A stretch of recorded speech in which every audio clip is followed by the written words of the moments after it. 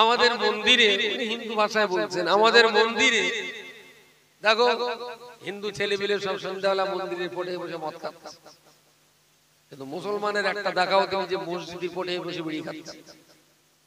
বারে তার ওইটা লেখা উঠে স্ক্রিনে যে ইউটিউবে ছেড়েছে, আমি ভালো কথা তো একটু ছেড়ে দেখি, তা দেখলাম সে লোকটা বসে বলতেছে ঠিক এই ধরনের। তারপরে দেখলাম বললো একজন মহিলা, তিনিও বক্তৃতা করতে উঠে বলছে আমাদের শ্রীকৃষ্ণ তিনি তো প্রচুর মেয়ে লোকের সঙ্গে প্রেম করেছে, তা আমাদের ঘরের ছেলেরা যদি একটু প্রেম করে তাদের দোষটা কি? বলি বারে উনিও হিন্দু, কীর্তন করা না কি বলে ওটা কি একদম এরা আমরা যারা মস করছি, উনি দাঁড়িয়ে দাঁড়িয়ে এরা বলছেন কি বড়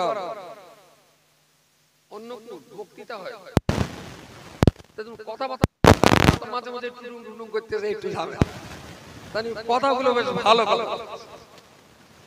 তো ওরাও কিন্তু একটা জায়গায় স্বীকার করছে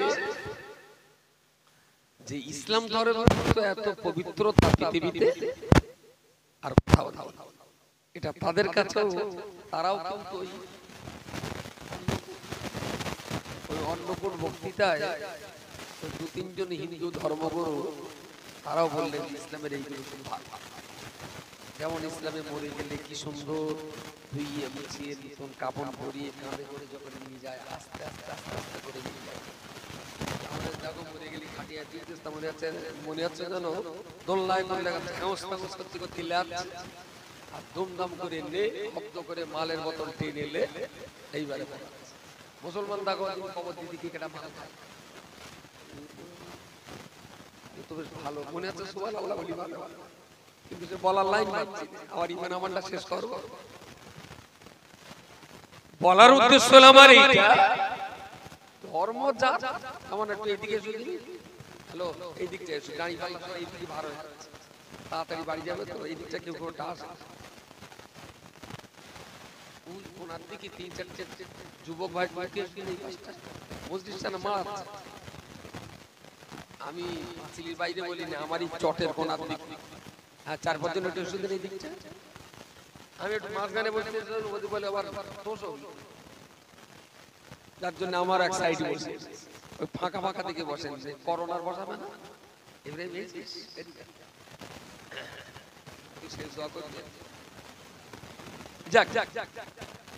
তো ইসলাম যে পবিত্র ধর্ম পরিচ্ছন্ন ধর্ম, এটা অন্য ধর্মের মানুষের কাছ থেকেও আমরা শুনতে পাই। প্রশ্ন এখন একটাই, ইসলাম ধর্ম আমরা কতটা বুঝি, ইসলাম ধর্ম কতটা আমরা বুঝি?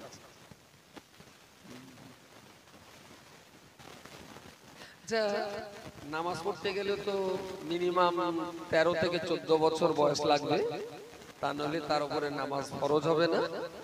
9 বছরের বাচ্চা নামাজ পড়তে পারে, কোরআনের হাফেজ সে 5 ওয়াক্ত নামাজ পড়ে, বয়স 9 বছর, এই বাচ্চাটা কি মসজিদে ইমামতি করতে পারবে? তাড়াতাড়ি বলে জানা না। আচ্ছা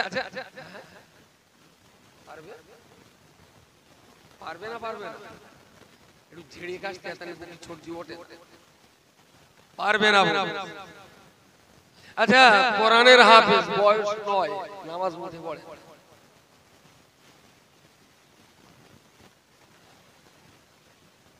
কি করে হয় মানে? পুরো কোরআনের হাফেজ বয়স 9 বছর, এক ওয়াক্ত নামাজ পড়ে। সায়না লোকে নামাজ কাজা করলে তো এক ওয়াক্ত নামাজ কাজা করলে 2,88,00,000 বছর জাহান্নামে পড়তে হবে। মানে এই বাচ্চাটা কোরআনের হাফেজ 9 বছর বয়সে এক ওয়াক্ত নামাজ পড়ে, নামাজ না পড়লে হ্যাঁ তাহলে একটা কোরআন কেন? ও যদি সিয়াসাত আর হাদিস মুখস্থ করে ফেলে ও কোরআনের হাফেজ হয়েছে, ও যদি এক ওয়াক্তও নামাজ না পড়ে ওকে কিন্তু শরীয়তের দৃষ্টিতে দোষারোপ করা যাবে। পড়লে ভালো কিন্তু না পড়লে ওরে দোষারোপ করা যাবে না, কারণ আল্লাহ এখনো ওর উপরে ফরজ করে। এইটাই আমি জানতে চাচ্ছিলাম। কোরআনের হাফেজ নামাজ পড়ে না, বিরাট সর্বনাশ, তাই না? স্বাভাবিক ভাবি, কিন্তু ওর উপরে তো নামাজ ফরজ, সে নাই বা পড়তে পারে। আচ্ছা, নামাজ তো 14 বছরে মোটামুটি সাবালক হয়, তারপরে নামাজ ফরজ হয়। আচ্ছা, হজ করতে ক বছর বয়স লাগে? তাড়াতাড়ি বলেন। হজ করতে গেলে ক বছর বয়স লাগে মোটামুটি জানা? যে বয়সে নামাজ ফরজ হয় সেই বয়সেই হজ। যদি পকেটে টাকা থাকে, ধরুন বাচ্চাটার বয়স 14 বছর, 14 বছরে 14 লাখ টাকা মালিক, মানে ওর বাবা মরার সময় ওর ব্যাংকে 14 লাখ টাকা রেখে গেছে। বাপ মরে গেছে বলে এই টাকাটা আমার করছি, সে বড় হয়ে এই টাকাটার সংসার চালায়, বয়স 14 বছর। যে রাত্রিতে ওর উপরে নামাজ ফরজ হয়েছে সেটা যদি জিলহজ মাসের 1 তারিখ হয়, তাহলে সেই বছরই তার হজ পালন করাটা ফরজ। বুঝতে পারলাম না কোনো জড়তা আছে? ওই বছরই ফরজ, হজের জন্য আলাদা কোনো বয়স লাগে না। লেখাপড়া শিখতে গেলে কোন বছর তো শুরু করলে ভালো হয়? 35 না 38? বিরাট বয়স আছে আমাদের দেশে। বের বয়স মোটামুটি ধরুন এই 22 থেকে 25-26, তাই না? এর ভেতরে হয়ে যাচ্ছে। আর লকডাউনে মোবাইলে আঙুল ঘষে ঢুকে সে 17-18 ধুমধাম সব বেঁধেছে, হদ বেঁধেছে লকডাউনে। আর লকডাউনের 8-9 মাস পরের থেকে প্রচুর পরিমাণ পোলিও কার্ড করতে হয়েছে। পঞ্চায়েতের অফিসাররা বলতে পোলিও কার্ড করে মাথা খারাপ। লকডাউন ছিল তো কাজ কাম নেই, শুধু গরুর গোস্ত খেয়েছে আর পোলিও কার্ড পায় না, প্রচুর কার্ড পায় না। এখন বিয়ে তো 22 থেকে 26-25, আর পড়াশোনাটা 32 না 39? বলেন বলেন একদম। হ্যাঁ, বলতে পারে না, স্কুলে পাঠাচ্ছে। ওইটা কত বছর থেকে পাঠালি ভালো? 5-6 বছর। তাহলে পড়া শুরু 5-6 বছর, নামাজ রোজা যাকাত শুরু 14 বছর, বিয়ে শুরু 22 বছর মোটামুটি। মরণটা শুরু ক বছর? মোটামুটি একটা মিনিমাম ক বছর বয়স না হলে আজরাইল আসে?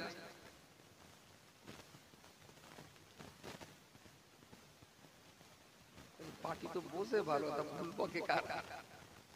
জ্ঞান তো কারোর কম নেই এখানে দেখতে পাচ্ছি। তাহলে মৃত্যুর কোনো বয়স লাগে?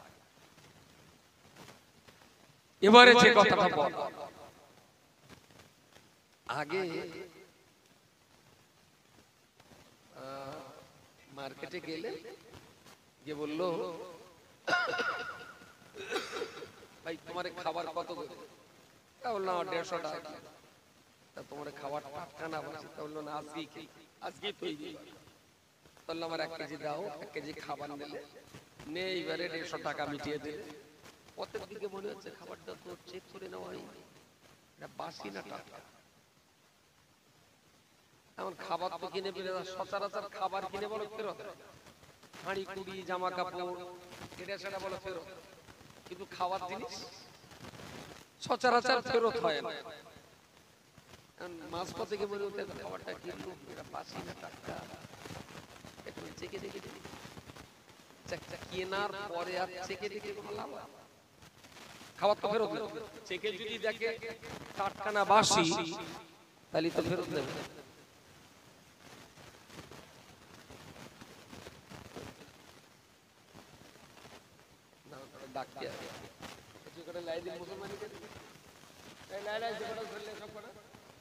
সব কটা ধরলে এমন সামনে আয় করছি কথা বলছি।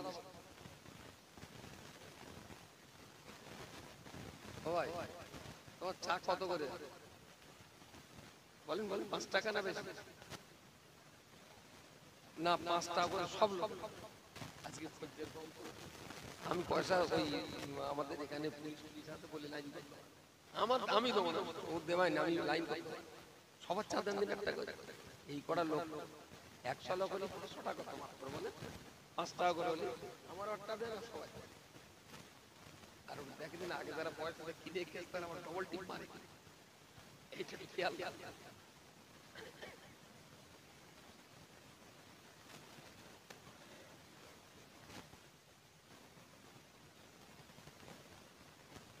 তিনটে শ্রোতা বেরিয়েছে চার কথা বলে এই হরিদাস পাল সামনের দিকে কানায় বলছিস কেন দুর্জা পালাবি বলে চা খেয়ে যদি উঠিস তার ব্যবস্থা হবে চুপচাপ বসে আবু এদিকে ভেতরে এসে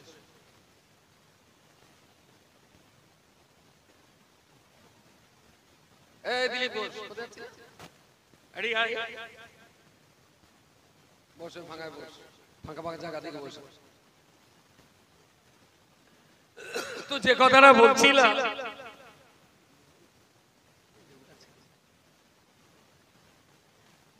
যে আমরা যারা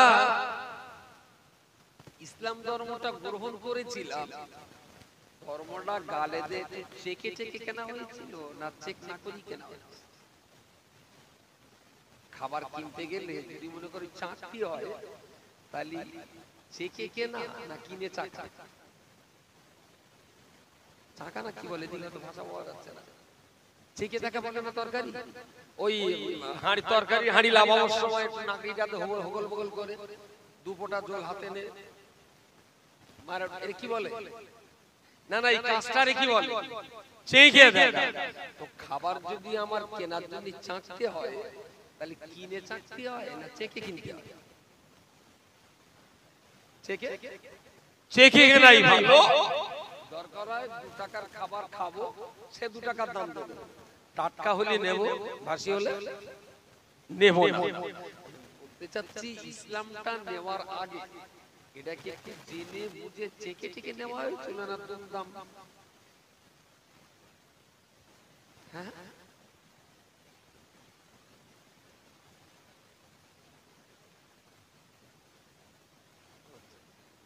আচ্ছা শুনেছেন দেখেছেন বুঝেছেন পড়েছেন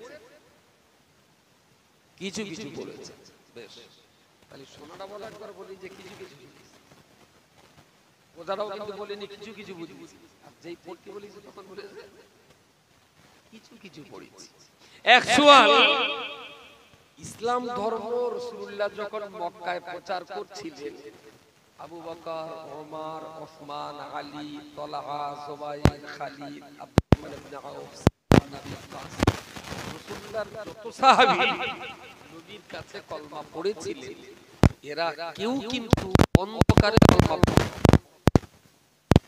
একদিন দুদিন এক সপ্তাহ এক মাস এক বছর ধরে নবী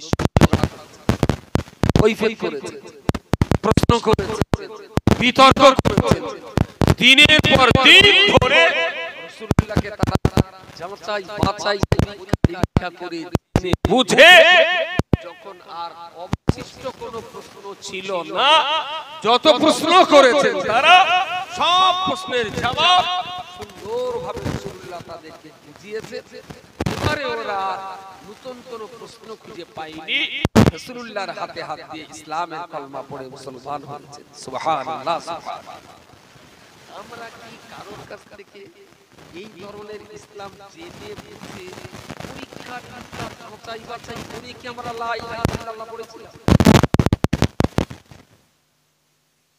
কথা বলে মনে হচ্ছে এত যাচাই বাছাই করে আচ্ছা ভেরি গুড সিরাজপুর কত মুসলমান তো এই কোম্পানি ওরাই সব মুসলমান করা টেন্ডার লেছে হ্যাঁ ওখানে আছে সব বড় বড় নবী রাসূলের বাস সিরাজপুরি ওরাই সব এসে চাকুতে মুসলমান করে হাজাম পাড়া আচ্ছা ইসলামটা যদি আপনি বলেন যে এত যাচাই বাছাই না করি আমরা ভেরি গুড যেটা সত্যি ঘটনা আচ্ছা, হাটের তেলাপুই মাছটা কি বিনা যাচাইতে কিনেছে? মাছ মাছ ও তো টাটকা না বাসি কান্ডা তুলে দেখা, যদি দেখা যায় কান্ডা একটু লাল টকটকে তাইলে মাছটা টাটকা, আর যদি কালারটা থাকে তাহলে মাছটা বাসি। মাত্র 17 টাকার একটা তেলাপুই মাছ কিনতে যদি কান উঁচু করে দেখতে হয়। আচ্ছা,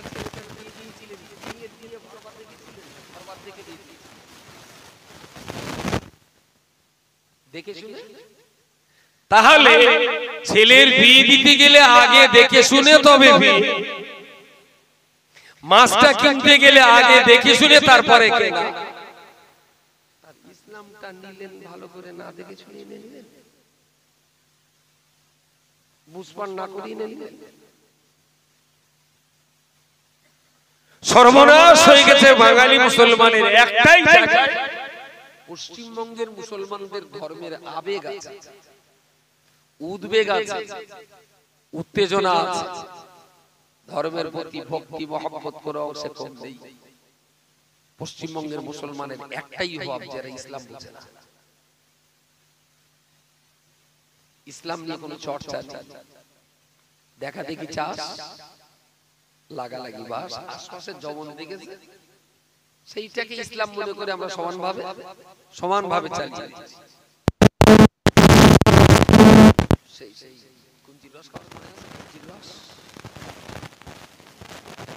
খাওয়ার আগে কি কেউ একবার ভেবেছিল যে হাদিসে আছে কিনা? খেয়ে দিয়ে এবার জিজ্ঞেস করতে বলে ওদের কুঞ্চির রস খেয়েছে, কিছু অসুবিধা হবে? তুমি এটা তো আগে জিজ্ঞেস করলি, আমার দাদি শোনেই না বলতে, বলছি তুই খেলি দিন আগে, পরে জেনে লিস। আচ্ছা,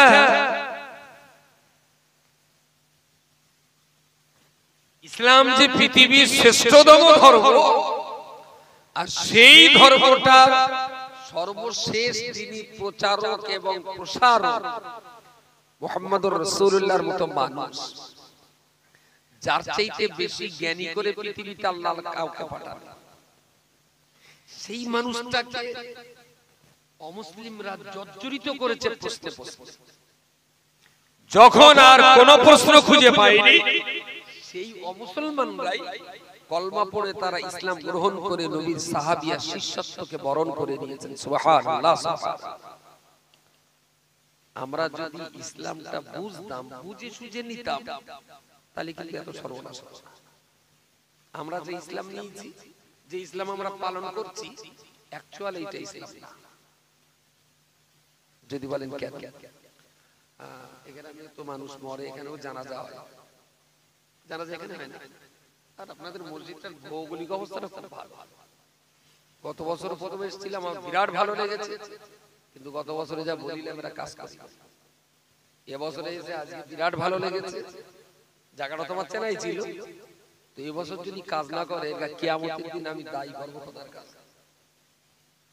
কেন দায়ী করবো সেটা বলছি।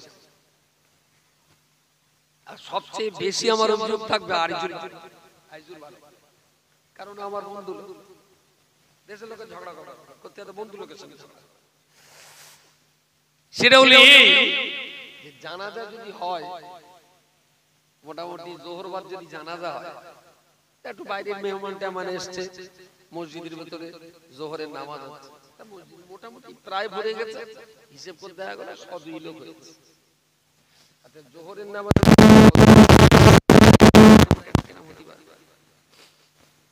জোহরে 200, জানা যায় ও বলে 250,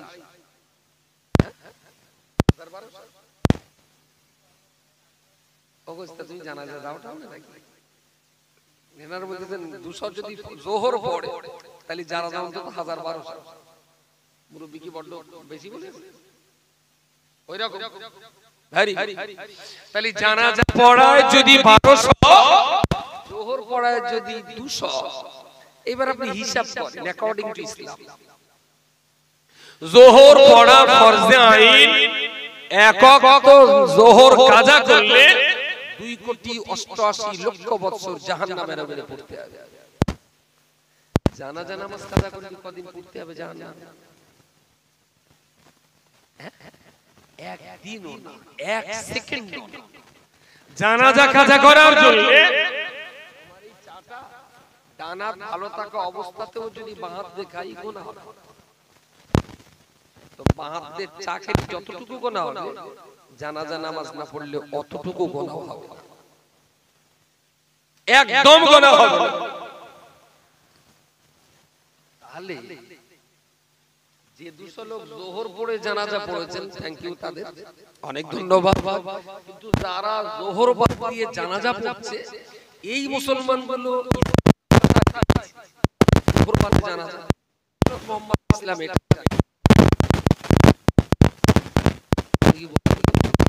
তার মানে মুসলমান আসলে ইসলাম যদি ব্যস্ততার কারণে যোহর পড়ে জানাজা বাড়ি, যারা ইসলাম বুঝনে ওয়ালা তারা কখনো যোহর বাদ দিয়ে জানাজা পড়বে না। সময়ের অভাবে তারা জানাজা বাদ দিয়ে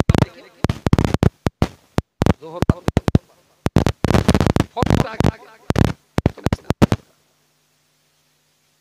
তালিকা আপনার মনে হয় যে মুসলমান ইসলাম বোঝে? কথা বলেন, কথা বলেন।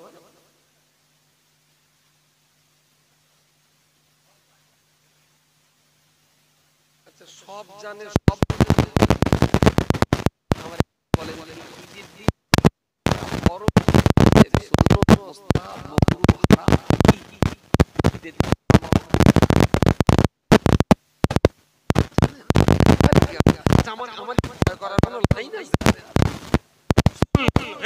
আর গোসল করাটা,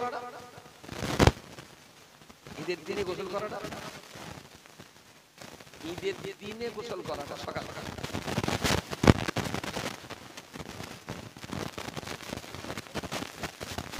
না, একটাই কারণে, অনেক কারণে ফরজ হয়েছে।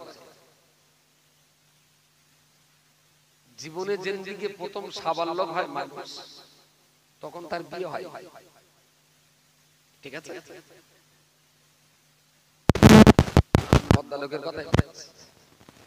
মদ্দালোকের স্বপ্নদোষ হল সে বুঝে না যে আজকে থেকে আমি সাবাল্য। মহিলাদের ঋতুস্তেরা বলে তিনি বুঝে নেন যে আজকে থেকে আমি সাবালিক, ঠিক আছে? ওই সাবালক বা সাবালিকা যেদিনে হয় সেই দিনে তার গোসল করাটা ফরজ। বিয়ের আগ পর্যন্ত এমন ঘটনা মাঝে মাঝে ঘটে, এর জন্য তার একটু গুনাহ হবে না। স্বপ্নের কারণে তার উপরে গোসল ফরজ, কিন্তু একটু গুনাহ হবে না। প্রথম জীবনে যখন যুবক ছেলেদের এমন ঘটে যায়, সত্যি যদি সেই সমস্ত যুবকরা আল্লাহওয়ালা হয়, ওরা ভয় পেয়ে যায়, ইস খারাপ, আমি বিরাট পাপী, আমি বিরাট বদমাইশ, এত খারাপ খারাপ স্বপ্ন দেখলাম কেন? লজ্জায় শরমে অপমানে ওরা কাউকে বলতে পারে। কিন্তু অ্যাকচুয়াল স্বপ্ন এমন একটা ব্যাপার, কেউ যদি স্বপ্নে কাবা জিয়ারত করে আসে তার পাপ হবে না, আর কেউ যদি ঘুমের ঘরে 300 মেয়ে লোকে ধর্ষণ করে তারও একটা গুনাহ হবে। মাথায় গেছে রে না? আর পারো যদি এটা স্বপ্নটা কেটে দেয়, তারপর আবার লোকে শুনলো, লোকে আমার আবার একটা গাল দেয়। স্বপ্ন শরীয়তে দলিল নয়। মসজিদ 3 তলা করা হলো, তা একজন বলল, চাচা তা তুমি কিছু দাও, তোমার তো প্রচুর টাকা। আমার এবছর যা দান করা দান করে দিয়েছি, আপনি নতুন কিছু, তাহলে কি দান করেছো? তাহলে সেদিন ঘুমিয়ে স্বপ্ন দেখছিলাম এক মাদ্রাসায় দান করতে, আমি সেখানে 1 কোটি টাকা দিয়েছি, আপনি পারবেন। আচ্ছা, বুড়ো স্বপ্নে যে 1 কোটি টাকা রাখছে, ওই 1 কোটি টাকাতে মসজিদের কি একটা ইট কেনা যাবে? স্বপ্নে কেউ যদি দান করে তা সওয়াব। স্বপ্নে জিনা করলেও গুনাহ হবে না, স্বপ্নে দান করলেও সওয়াব হবে। স্বপ্নে নামাজ পড়লেও সওয়াব হবে না, স্বপ্নে কেউ যদি ঘোষ বাড়ি যায় তারও কোনো গুনাহ হবে না। তবে চ্যাংড়া ছেলেরা ওরা যে পরিমাণ ঘোষ বাড়ি যাচ্ছে, ও স্বপ্ন দেখতে হবে ঘোষ বাড়ি। আমার তো মনে হয় যখন কি দিল তো আছে একটু যাব, তা শুনি বুঝে দেখলো দিল তো কিচ্ছু না। এই বুঝি জানাও, আমি ক্লাসের মাস্টার, আমার অনুমতি লে বসতে হবে। যেখান যেখান ফাঁকা আছে এইদিকে বসো, ওইদিকে ভিড় করো, ফাঁকা জায়গাগুলো তালিবান গোষ্ঠীর ছেলে কথা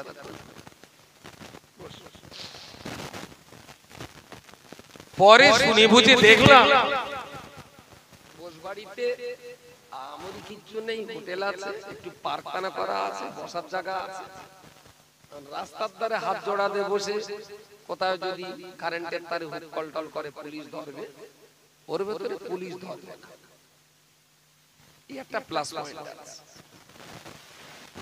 ওখানকার যিনি মালিক, পুলিশের সঙ্গে কন্ট্যাক্ট করা আছে, রাস্তার ধারে যদি সংকটঙ্ক লাগে অসুবিধা আছে, ওই জায়গাটায় সংকট লাগলে কোনো অসুবিধা নেই, তার কোম্পানি মোটামুটি পুলিশের সঙ্গে লাইন করে রেখে দিয়েছে। যে সমস্ত পার্টি আশপাশে একটু আছে কিন্তু খালি ভয় লেগেছে, গ্রামের লোক কি বলে, তবে চল কাপ হাতে নিয়ে ঘোষ বাড়িকে খাই, বুঝতে পারি। এইটা হলো ঘোষ বাড়ি, ওখানে কোনো ভদ্রলোকের ঠিকানা নেই।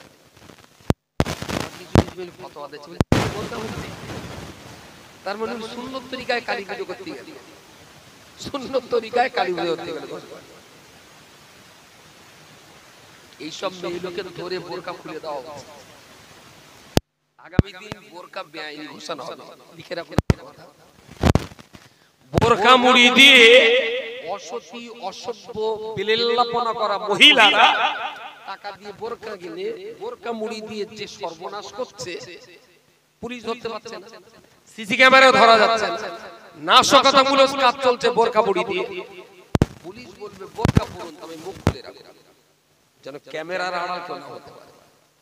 সেদিন কিন্তু আমাদের কিছু করার থাকবে না। বোরকা নিয়ে প্রচুর বোরকার ব্যবহার করছে কারা? অসাধু ব্যবসায়ীরা বোরকা মুড়ি দিয়ে খারাপ কাজ করছে। এটা পুলিশকেই বা খারাপ বলবো কি? কোনো কায়দা নেই, পয়সা দিয়ে যা কিনতে পাওয়া যায়, যেটা বলছিলাম। তাহলে নামাজ পড়তে হয় 14, হজ যদি টাকা থাকে তো 14তেই ফরজ, পড়াশোনাটা 6 বছর, বিয়ে শাদীটা মরণটা এনি টাইম, ওর কোনো বয়স টয়স। আমরা যেটা ভাবছিলাম যে ইসলাম খাবারটা কিনবো, তা চেকে টেকে কিনবো না কিনে টিনে চাকচা, ছেলেটার বিয়ে দেবো তা দেখে শুনে বিয়ে দেবো না বিয়ে দেওয়ার পর দেখ একজন মহিলার সঙ্গে জীবন তো কাটাতেই হবে, একটু প্রেম করবো, প্রেম করবো না বিয়েটা করে তাই প্রেম না করবো। প্রেম শব্দটা খারাপ, ভালো শব্দ। আল্লাহ প্রেমিক বলি, নবী প্রেমিক বলি, তাই না? আবার কেউ কেউ আছে জেন প্রেমিক, বিভিন্ন রকম প্রেমিক আছে।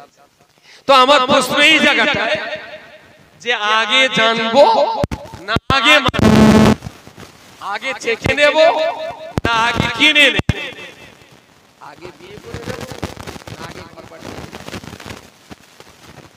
এই সুবাদে বলছিলাম বাঙালি মুসলমানদের একটাই দোষ, এরা ইসলাম বোঝে। সবার যেরকম ভাবে দেখেছে এরাও সেইরকম ভাবে বললাম, বললেন না, এরা বোঝে কিন্তু করে না। তাই ঈদের দিন সকালবেলা গোসল করা, সাবান মাখা, কি বলেছিলেন? গোসল করা সাবান মাখা সুন্নাত, তার গোসল করা না সুন্নাত। ঈদের জন্য গোসল ফরজ, স্বামী স্ত্রীর মিলনের গোসল ফরজ, স্বপ্নদূতের গোসল ফরজ, কিন্তু ঈদের গোসল ফরজ না সুন্নাত। ঈদের দিন কেউ যদি আদতেই গোসল গোসল করেনি, সাবান, ফজরের নামাজ পড়েছিল যে ওযুতে, ওই ওযুতেই জামা গায়ে দিয়ে ঈদ পড়েছে। আচ্ছা, ওই লোকটা কি ঈদের নামাজের কোনো ক্ষতি হবে?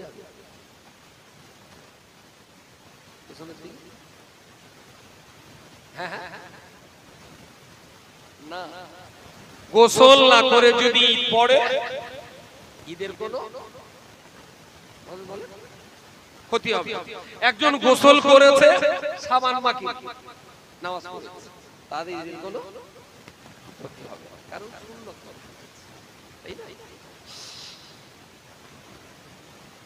আচ্ছা, এই গ্রামে যে সুন্নতটা বাদ দিলে কোনো গুনাহ হয় না, গত বছরের ঈদে গোসলটা আদায় করিনি, তার মানে ঈদের দিনে গোসল করিনি কোন লোকটা আমার একটু বলে বলে যে ঈদের দিন গোসল করি সুন্নাত, তো গোসল না করলে কোনো ক্ষতি নেই, কিন্তু এই যে কাজটা না করলে কোনো ক্ষতি নেই, এই কাজটা করিনি এরকম কোন লোক আছে কিনা? একটা লোক দেখাবে যে ঈদের দিন গোসল না করে নামাজ পড়তে যাবে? সবাই তাহলে এটা ছিল তো সুন্নাত, না করলে কোনো দোষ ছিল না। তাহলে যে কাজটা না করলে কোনো দোষ ছিল না, সে কাজটা সবাই করেছে। ঈদের নামাজ আপনাদের এখানেই হয়। কত লোক নামাজ পড়ে ঈদের? 500। যদি 500 লোক এখানে নামাজ পড়ে ঈদের দিনে, তাই 500 লোকের ভেতরে কত লোক ঈদের দিনের ফজর পড়েছে? মোটামুটি একটা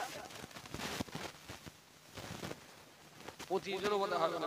আমি একটু বেশি করি, যেই তাহলে গ্রামের লোক আবার রেগে যাবে। যদি 500 লোকই পড়ে, তাই সর্বোচ্চ ফজর পড়ালো 50 টা, তাই তো?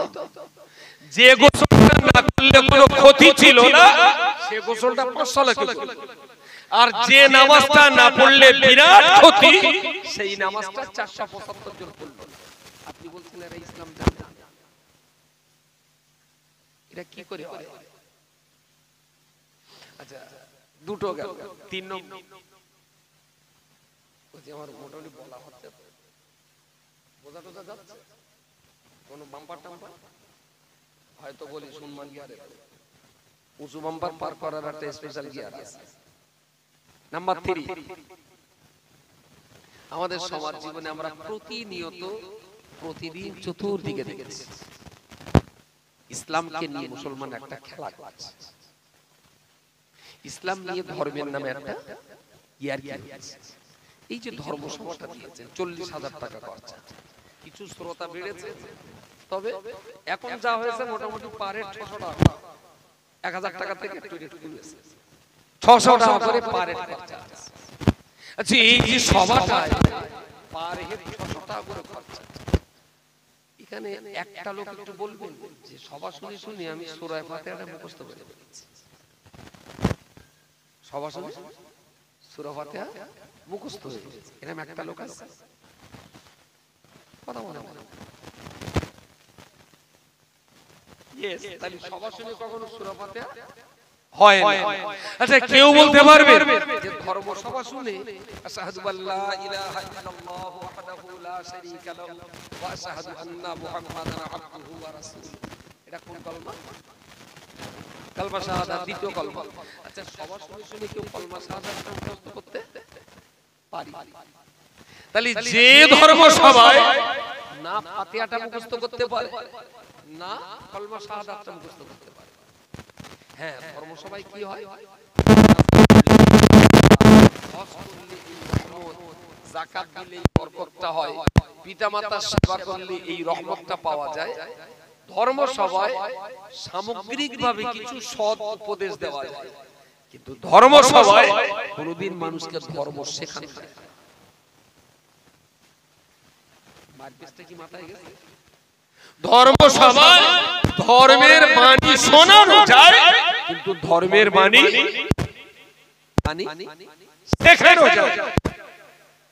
যারা আছে, আমি যদি পরপর 365 দিন সভা করি এই গ্রামে, যত না কাজ হবে তার চেয়ে অনেক বেশি কাজ হবে। হাবেজ সাহেব যে বাচ্চাগুলোকে নিয়ে পিছনের বিল্ডিং এ প্রতিদিন শেখাচ্ছে ধর্ম শেখাচ্ছে। আমি এখানে বললাম নামাজ না পড়লে গোনাহ হবে, বাবা নামাজ পড়ুন, কিন্তু নামাজ কিভাবে পড়তে হবে ওইটা কিন্তু আমার কাজ না, ওটা হাবেজ সাহেবের কাজ। তাহলে গুরুত্বপূর্ণ কাজ সভা করাটা না শেখানোটা, শেখানোটা। তাহলে হাবেজ সাহেবের 1 মাস ধরে শিখি হাবেজ সাহেব পাবে 1,500 টাকা, আর আমি 2 ঘন্টা শুনি আমি পাবো 5,000 টাকা।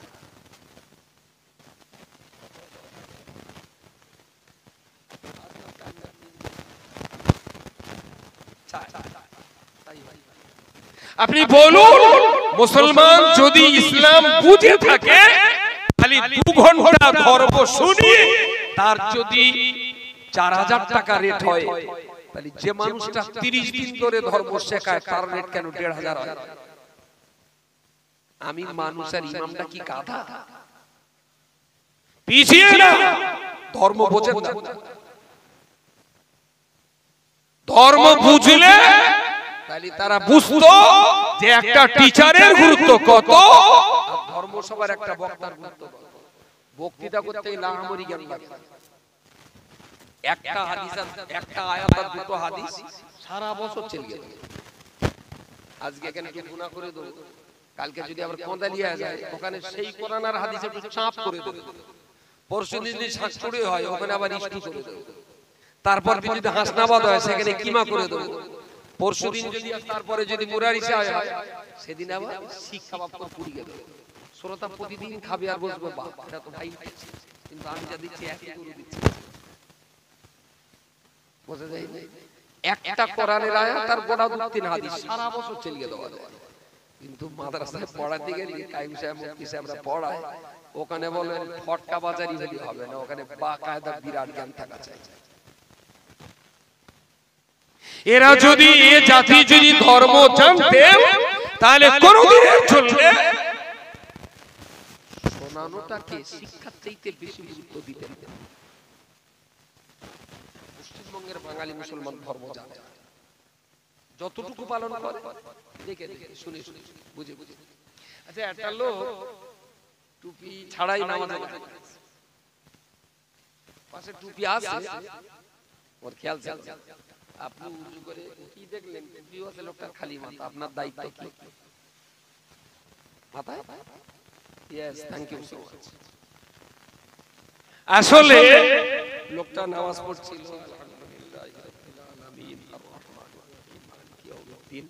আর আপনি মাথায় যে টুপিটা দিয়ে দিলেন, টুপিটা যে কেটে দিলে বক্কার চাচা না হলো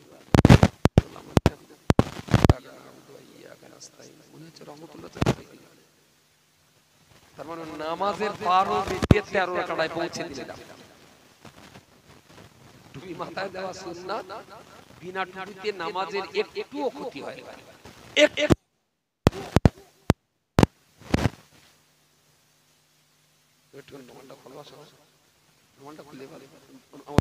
খালি মাথা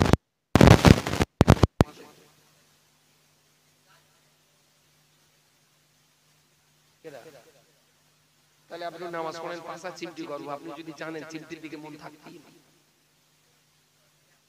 কেন দিতে যাচ্ছেন টুপি? কি ইসলাম আপনাকে দিতে বলেছে? ইসলাম তো বলেনি আপনার টুপি মাথায়। ইসলাম তো আপনার দায়িত্ব দেই যে নামাজি মাথায় আপনি টুপি পরিয়ে দিবেন, পৃথিবীর কোন ফটো হয়। হ্যাঁ, একটা লোক কাবার দিকে ফিরে নামাজ পড়ছে, সে উত্তর দিক ফিরে নামাজে দাঁড়িয়েছে। ঠিক আছে, দিক বোঝেন নতুন মানুষ। আপনি এক কাজ করতে পারেন, তার 1 রাকাত হয়েছে 3 রাকাত বাকি, আপনি নামাজের পাটিটা ধরে এই দিক থেকে ঘুরে এই দিকটা ঘুরিয়ে দিলেন, বুঝেন যে আমি কেবলা থেকে না তাকে একটু ঘুরিয়ে দিলে লোকটা দিক ভুল করে কেউ যদি অন্যদিকে নামাজ পড়ে তাকে ধরে ঘুরিয়ে দেওয়াটা শরীয়তে আছে, কিন্তু খালি মাথায় কেউ যদি নামাজ পড়ে তার মাথায় টুপি পরানোটা শরীয়তে নেই। শরীয়তে আমরা এটা করি কেন করি? ইসলাম বুঝি না, ইসলাম বুঝি না। আপনি একা একা 4 রাকাত 3 রাকাত মাগরিবের ফরজ নামাজ পড়ছেন, সূরা ফাতিহা জোরে জোরে পড়ছেন, আরেকজন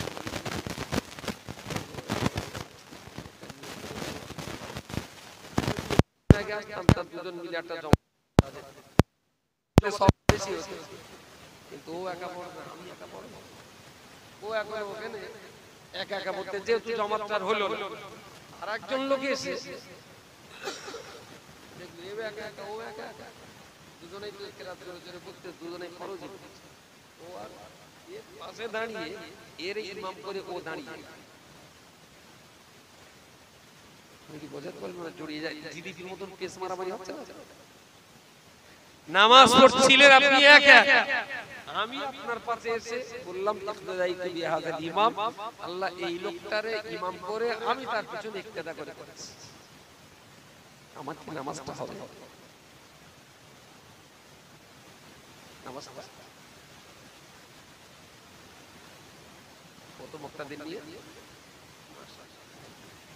ও তো মুক্তাদির নিয়ত করি, তাইলে ও জামাতের সওয়াব হবে না, তাই তো? ধরুন তিনজন মানুষ একসঙ্গে নামাজ পড়বে, দুজন দুই পাশে, আর আমি একা ইমাম হয়ে আমি নামাজ শুরু করলাম, এরা দুজন আমার মুক্তাদ। এখন এক রাকাত নামাজ পড়ার পরে দুজনেরই উঠি পেটে গেছে, আমার নামাজটা কি হবে? যেহেতু আমি তো ইমাম হয়ে নামাজ পড়াচ্ছি, পেছনে বল মুক্তাদি, ততক্ষণ আমার নামাজ হয়, তাহলে আমি তো ইমামের নিয়ত করেছি, তাহলে এখন তো নেই, তাহলে আবার নিয়ত ভেঙে নতুন করে করতে হবে যে একা পড়তেছি। হ্যাঁ ঠিক আছে, আপনি কথা বলেন, আমি সন্তুষ্ট। আপনি বলবেন না, লোকে বললে আবার কাটি মারবেন, এটা বললে অ্যাকচুয়াল আমি যখন নিয়ত করে দাঁড়িয়েছি একা পড়বো, আমি ইমাম নই, কেউ যদি আমাকে ইমাম করে ইকতাদা করে, তাহলে জামাতের সওয়াবটা সেও পাবে, আমিও পাবো, নিঃসন্দেহে নামাজ জায়েজ। ইমামের আনা ইমামুল লিমান হাদারা, এই কথাটা বলা শর্ত। ও যদি আমাকে ইমাম করে দেয়, আমি ইমাম হয়ে গেছি। ইসলাম বুঝি বলে মনে হচ্ছে? ফেসবুকিরা বললা বল, এরা বললা এরা মাত্র দেখায় না কি, এটা কি কি কেলা বাঙালি কেলা বোঝে ইসলাম। বাঙালি যদি ইসলাম বুঝতেন, আচ্ছা আবার বলেন বলে ওই জানাজা হবে তো, একজন লোকে দাঁড়িয়ে ইমাম সাহেব চার তাকবীর সহ ফরজে কিফায়া জানাজা নামাজ, এই নিয়তের জন্য দোয়া শুরু, ইমামের শহীদ দিয়া কিবলা হইয়া বলতেছে।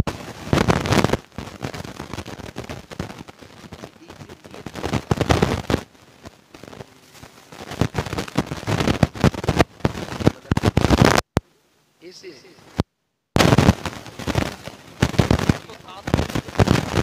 ওই সোনালী বরিগার জানা যায়, ও এসে দেখে ইমামের তখন নিয়ত বাঁধা হয়ে গেছে, কি এসে আল্লাহু আকবার চার তাকবীর সহ মোতালাকাত জানাজা কিছু বলি এসে আল্লাহু আকবার নামাজ কেন হবে নিয়ত জানাজা কিছু বলিনি, বল নিয়ত নিয়তের জন্যই নামাজ পড়া। ওই যে আসছিল বললো তাড়াতাড়ি কোথায় যাচ্ছে, তোর জানাজা যাচ্ছিল, ওইটাই মুখে কিছু না বললেও ওর নীতি মরা থেকে নিয়তটা বলে দেওয়া হয়। এই অজ্ঞতা, এই ভণ্ডামি, এই নোংরামি আর কতকাল বই বাড়াবো গাধার মতো? কি চুনচুনিতি যে আমাদের দেশে নিয়ত বলে, আমি এর মুন্ডু খুঁজে পাই। নিয়ত মানুষের অন্তরে, মুখে বলাটা মুস্তাহাব, সওয়াব হয়, না বললে কোনো গুনাহ নেই। আপনি বাড়িতে বেরোলেন, চাচিমা জিজ্ঞেস করলো কোথায় যাচ্ছে, তাহলে ও পাড়ায় জানাজা যাচ্ছে, ওইটাই আপনার এসি আল্লাহু আকবার দাঁড়িয়ে যান, যথেষ্ট। মুখে বলা প্রয়োজন, তবে বললেন আর বিক্ষর করা উচ্চারণ করলে সওয়াব আপনার হবে, কিন্তু ওটা যে মুখ দিয়ে বলতে হবে এটা জানাজার শর্ত, কঠিন শর্ত।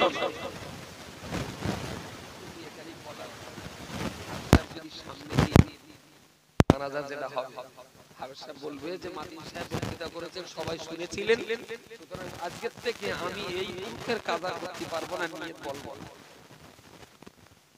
যদি নিয়ত না বলে দেয় জানাজা একটা হবে না, তিন চারটে হবে,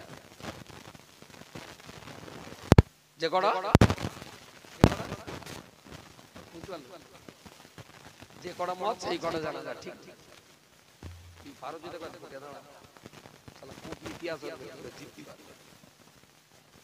যে কটা মত, তার মধ্যে যতগুলো দল হবে ও একটা দেখ মার্ডার হয়ে যাবে। প্রথম কথা হবে এ যাবৎকাল সবার নামাজে নিয়ত বলা হয়, আমার বাবার জন্য হয়নি কেন, আমার বাপ সিপিএম করতো তাই। বাস শুরু। আপনি বলছেন আরে ইসলাম বোঝে, ওনার ডিম বোঝে, শালা গন্ডার আছে সব। ঈদের নামাজে কি চুলকুনিতে যে ঈদের নামাজে নিয়ত বলা হয়, আমার মাথায় ঢোকে না। কিসের নিয়ত? ঈদের নামাজে নিয়ত তো সুন্দর, আবার দু এক জায়গায় বলা হয় ইলা জিয়াতিল কাবাতিস শরীফাতে, ওই বন্ধু চুপ করে থাকো, ইমাম আল্লাহু আকবার বলবে, তারপর আল্লাহু আকবার বলবে। ঠিক আছে, একটু সরে যান, বসে নিয়ত বলাকে করা আছে, বলে একটু সরে যান, আল্লাহু আকবার। আচ্ছা, আগে নিয়ত, মাঝখানে কথা, পরে আল্লাহু আকবার, মিলা? জি জি, কি সুন্দর কথা। তিনটে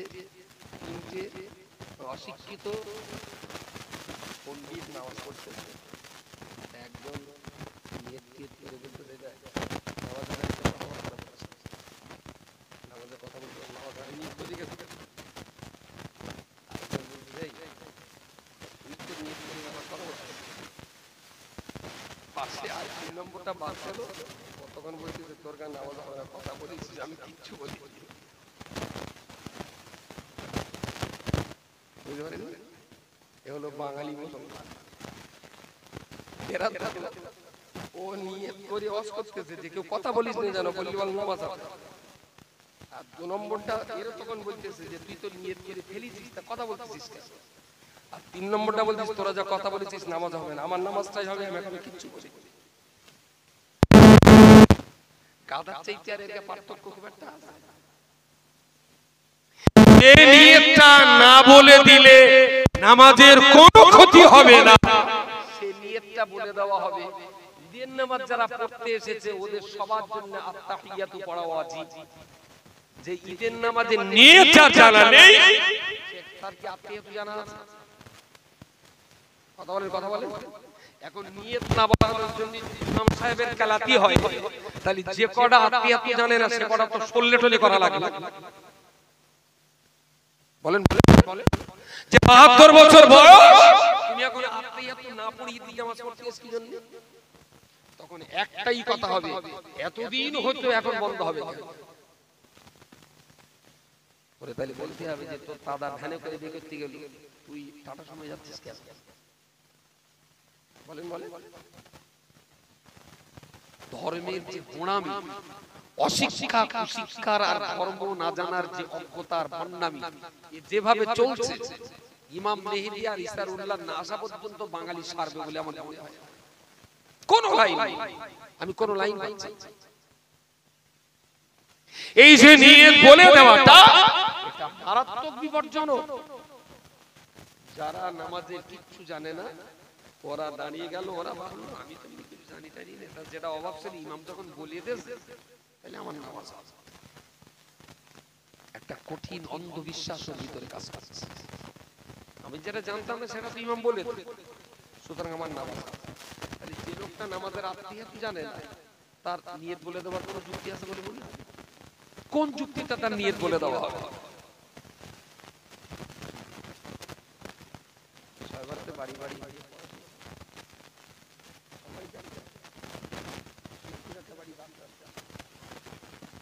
বাদ দিলে সব বাড়িতে পড়তে, যদি একটা কথা বাদ দিয়ে দেখবেন কি বল, কিরম একটা দোষ দিতে পারি ইমাম সাহেব, বাড়ি না পড়ি, হয়তো ধরুন দুটো বাড়ি পড়ি, ওরা কি নালিশ করতে পারে? হ্যাঁ, ছড়া নালিশ আমার বাড়ি। আচ্ছা, এই বাড়ি ছয় বরাতের সময় বাড়িতে কোরআন পড়তে হবে, এইটা যদি কোনো হাদিসার কোরআনের কোনো একটা জায়গা থেকে কোনো শালা যদি বের করতে পারে, আমি যতদিন বেঁচে থাকবো তার গোষ্ঠী সমাজ পেশাবের মানি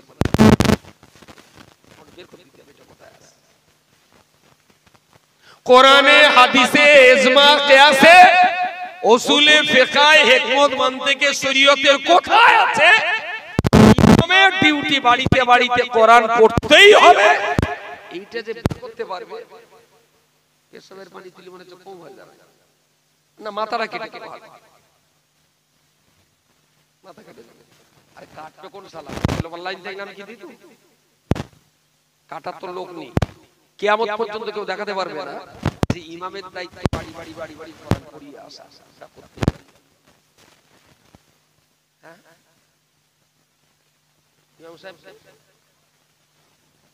ও অবশ্যই পড়তে পারবে, আপনি দেখেছেন পড়তে পারবে না। আমি তো আমার বললে আমি জিজ্ঞেস করবো, চাচা তোমার তো একটা পাঁটা আছে তার নাম কবি, তোমার একটা বকরি আছে তার নাম সাইদা, চাচা তোমার পাঁটা বকরিটা পড়বে না?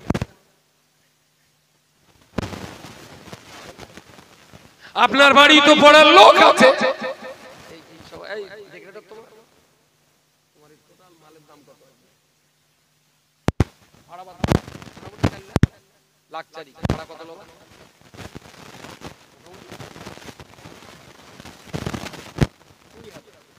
এই টোটাল প্যান্ডেল ভাড়া নেবে 20,000, 20,000-এর ভিতরে আপনি ধরে নেন প্রায় 10-12,000 চলে যাবে লোক লেবার, তারপর ভ্যান ভাড়াটা আছে, লাভ 3,000-4,000 থাকতে পারে। আর টোটাল যা মাল দেশে মালের দাম 4 লাখ 4 লাখ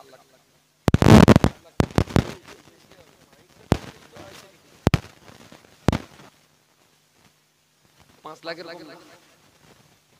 তাহলে 5 লক্ষ টাকার মাল এখানে দিয়েছে, জাঙ্গালাটির মানুষ একদিন ব্যবহার করে নেবে, কোনো মাল লাগতে পারবে না, সব মাল ফেরত দিতে হবে, একদিন ব্যবহার করার দরুন 20,000 টাকা। ওকে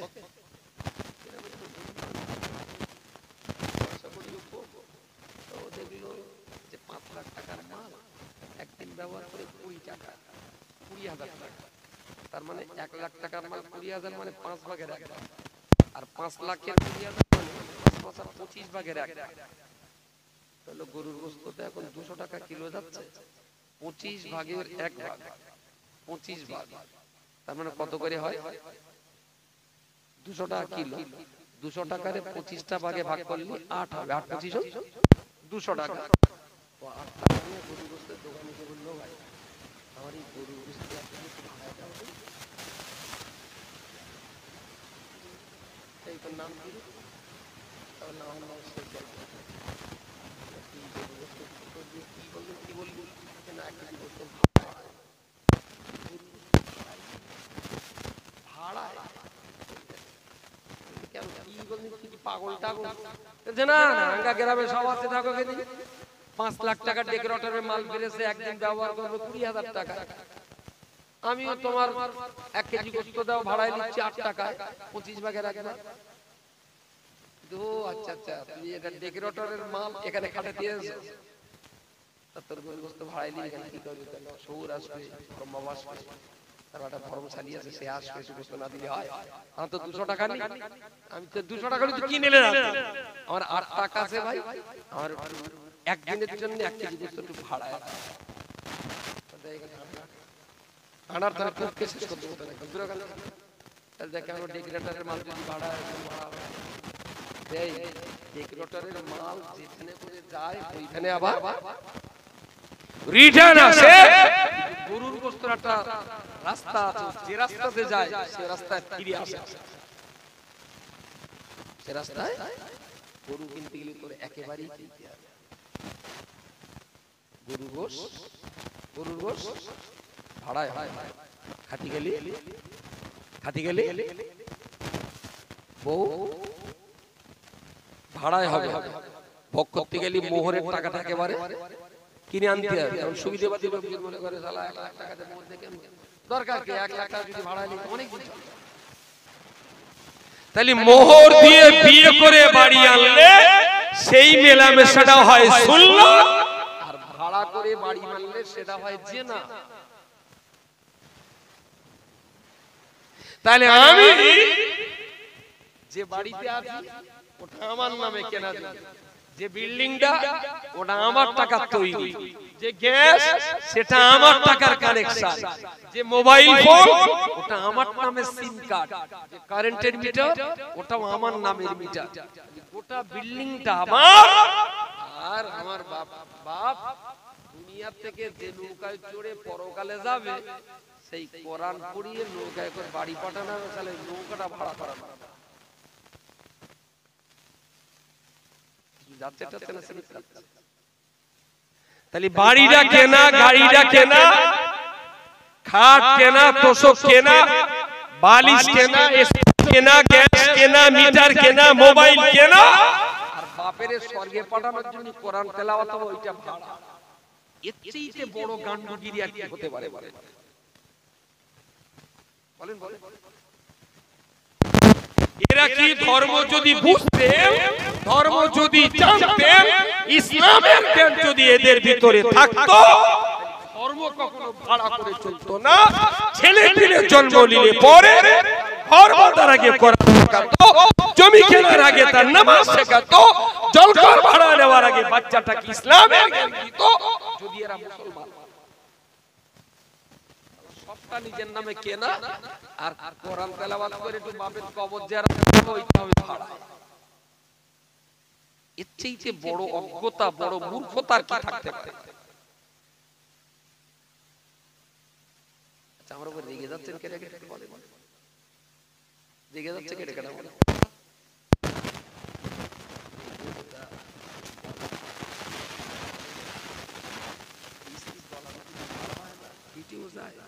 রক্ত বেরোবে, মিষ্টি মনে চার একবার মারবে। ওরে কি বলে?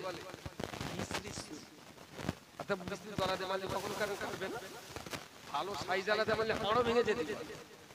কিন্তু এদিকে কেটে উঠেছে, জ্বালাও করতেছে, রক্ত বেরোচ্ছে, চাকরি আবার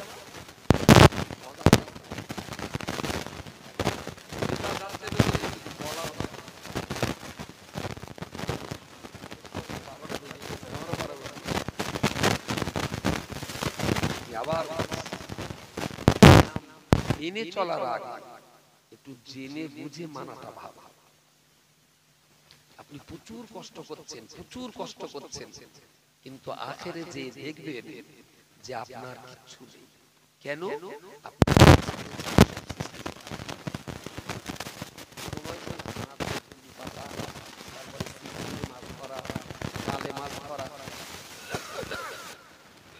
তারপরে ওই কি বলে ঘূর্ণি পাতা, ছোট ছোট পাকাটি মাঝখানে সুতো বেঁধে বসছি, কেঁচো বনিয়ে কি বলে ওরে বর্ষ, ছোট ছোট সেই ধান গাছের বর্ষের মাঝখানে মাঝে দিয়ে আসতাম, প্রচুর মাছ।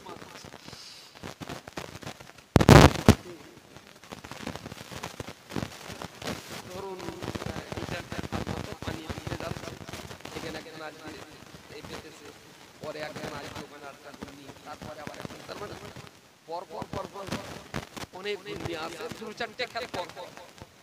আমার জায়গা পড়ে থাকতো শেষে আমার এখানে মালা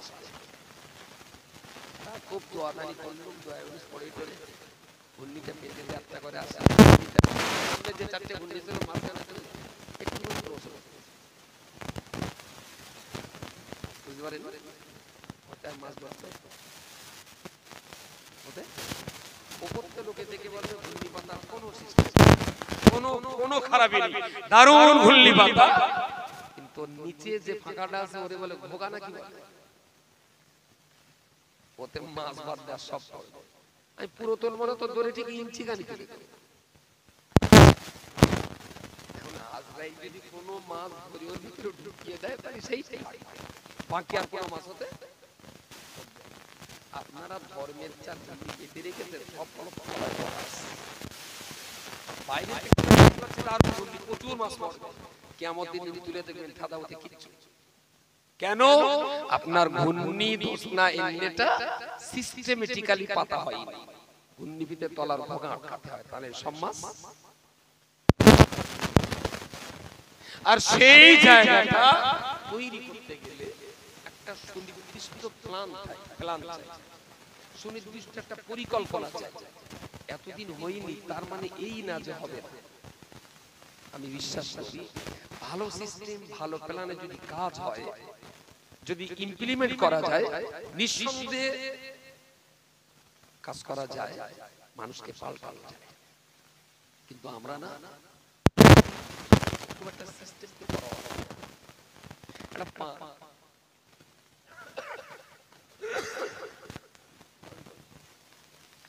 পান খাবেন তো দোকানে, তো সে লোকটা আমি একটু পান সেজে দিই, পানটা প্রথমে পানিতে দিলে তুলে নে, ঝেড়ে ফেলে দিলে, তারপরে পানটা হাতে রেখে প্রথমে সুপুরি দেয়, বলে পানের পাতায় প্রথমে চুন, এইটাকে হাতে পানে প্রথমে চুন, তারপরে পাতাটা আবার দুমড়ে সব দিকে ঘষে নেয় যেন চুনটা এক জায়গায় থাকলে। বাহ বাহ,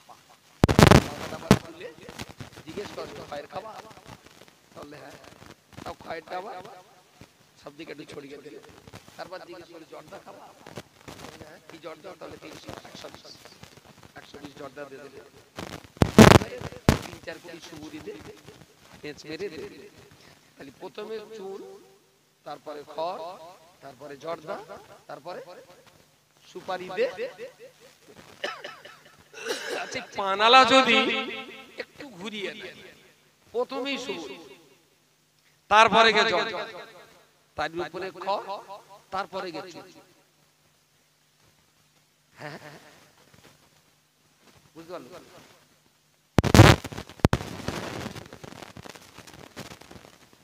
না আমি মাখাই কি প্রথমে চুন, তারপর খড়, তারপরে জর্দা, তারপর সুপারি। ধরুন আমি নতুন ব্যবসায়ী, আমি প্রথমে সুপুরি, তারপর জর্দা, তারপর খড়, তারপর চুন। এই পানটা যাদের আমি বিক্রি করবো তারা কি পানটা খেয়ে আমার ভালো বলবে? কখনো বলবে, কারণ যখন ওই চুন দিয়ে ঘষতে যাবো তখন চুন তার দলাপাতি, আর এই গোটা গোটা সুপুরির ভেতরে জর্দার পরিমাণ যে সুপুরির আড়ালে কতটা পড়েছে আমার আন্দাজ ঠিক থাকবে না। যার জন্য সুপুরি দেওয়ার আগে জর্দাটা দেওয়া হয় যাতে পরিমাণ, মাত্র একটা 5 টাকা পান সাজতে গেলেও একটা সিস্টেম থাকে, মুসলিম কমিউনিটি ডেভেলপমেন্টের একটা সিস্টেম আছে।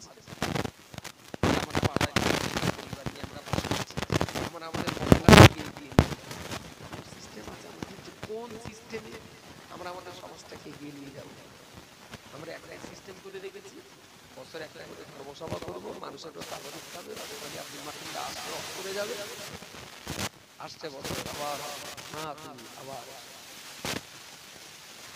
এটা কি ধর্ম করে না ধর্ম নিয়ে আর কি বলে বলে বলছে রাগ করে। ধর্মের এই সবার যত লোক আজকে শুনছে সবাইকে আজকে রেশন নামাজটা পড়েছে, ঘন্টা ধরে ধর্মসভা 10টা মিনিট টাইম দিয়ে 4 রাকাত ফরজ আর 3 রাকাত বেতের 10 মিনিটই 7 রাকাত নামাজ পড়া কি বেশি দামি ছিল না? তাই না? সভা শোনার চেয়েও 2 ঘন্টা সভা শোনার তুলনায় 10 মিনিটের 7 রাকাত নামাজ অনেক মূল্য। তাহলে 7 মিনিট নামাজের পিছনে দিচ্ছে না, 4 ঘন্টা সবার পিছনে কেন দিচ্ছে? আসলে ধর্ম বোঝে না, ওর ক্লান্ত দেহ থাকলে সবার সম্মান, নামাজ বাঁচা। যদি দেহ ভালো থাকে তাহলে নামাজ হবে, সভাও হবে, দুটোই হবে। যদি মনে করে দেহটা ক্লান্ত পায় না, এই সবার সম্মান, চল নামাজ পড়ি বাড়ি যাও, আমার এত শ্রোতার কোনো প্রয়োজন নেই, 10টা শ্রোতা আমার যথেষ্ট। যদি সবাই নামাজ পড়ে বাড়ি যায় না, ওর শরীরটা ভালো না, আর নামাজ পড়ে বাড়ি যাচ্ছে, ওয়েলকাম, 10টা এলো কি বাবা, তাহলে তো নামাজ কালামটা ভালো লাগে না, আপনার সবাই বিরাট ভালো লাগে। আচ্ছা এরা এরা কেরাম বন্ধু বলেন, বন্ধু বন্ধু তালের আটি, তারপরে আর লাইন আছে না কি বন্ধুর ভঙ্গাই তার মানে যে আল্লাহর সঙ্গে শত্রুতা করে নামাজ কাজা করছে, আমারে ভালোবেসে সে ধর্মসভা শুনছে, তার মানে বুঝতেই হবে যে ইবলিস শয়তান একদম গরম পানি ওর মাথায় টাঙ্কিলে প্রচুর পরিমাণ, সে আল্লাহর শত্রু কিন্তু আমার। আর আমি যদি ওই এরকম লোকের বন্ধু হই তাহলে ওরা যেখানে যাবে বলেন বলেন আমারও সেখানে টেন দিয়ে যায়। সুতরাং আমি বলছি কি, এরকম হাজারটা সবার চেয়ে এরকম একটা ছোট্ট বক্তব্য কমিউনিটি ডেভেলপমেন্টের জন্য অনেক গুরুত্বপূর্ণ। আমি শেষ দোয়া করার আগে আর 10টা মিনিট টাইম নিয়ে আমি মজলিস শেষ করব। সকলে আসুন প্রিয় রাসূলের শানে একটু সালামটা পড়ে নি। ইয়া নবী, সাউথ আফ্রিকায় যাও। 5 জনকে বলে দিলেন তোমরা ইরাক। তখন তো মুসলমানদের কাছে ধর্ম নয়, সব বেদি। তাদের কাছে যে একটাই কথা বোঝানো হতো, একত্ববাদ। ফার্স্ট কথাই ছিল একত্ববাদ, শিরক করো না, আর তোমরা এক আল্লাহ মাবুদ বলে বিশ্বাস করো। তো দেখা গেল এই করতে করতে একটা টাইমে মদিনা শরীফ না সাহাবী শূন্য হয়ে গেল। সাহাবীদের পাওয়া যেত। আপনি আজও মদিনায় যে খুঁজুন দিন, কোন সাহাবী বংশধর খালিদ বিন ওয়ালিদ, জাবের বিন আব্দুল্লাহ, হুযায়ফাতুল ইয়ামানি, হযরত সালমান ফারসি বা আবু আইয়ুব আনসারী,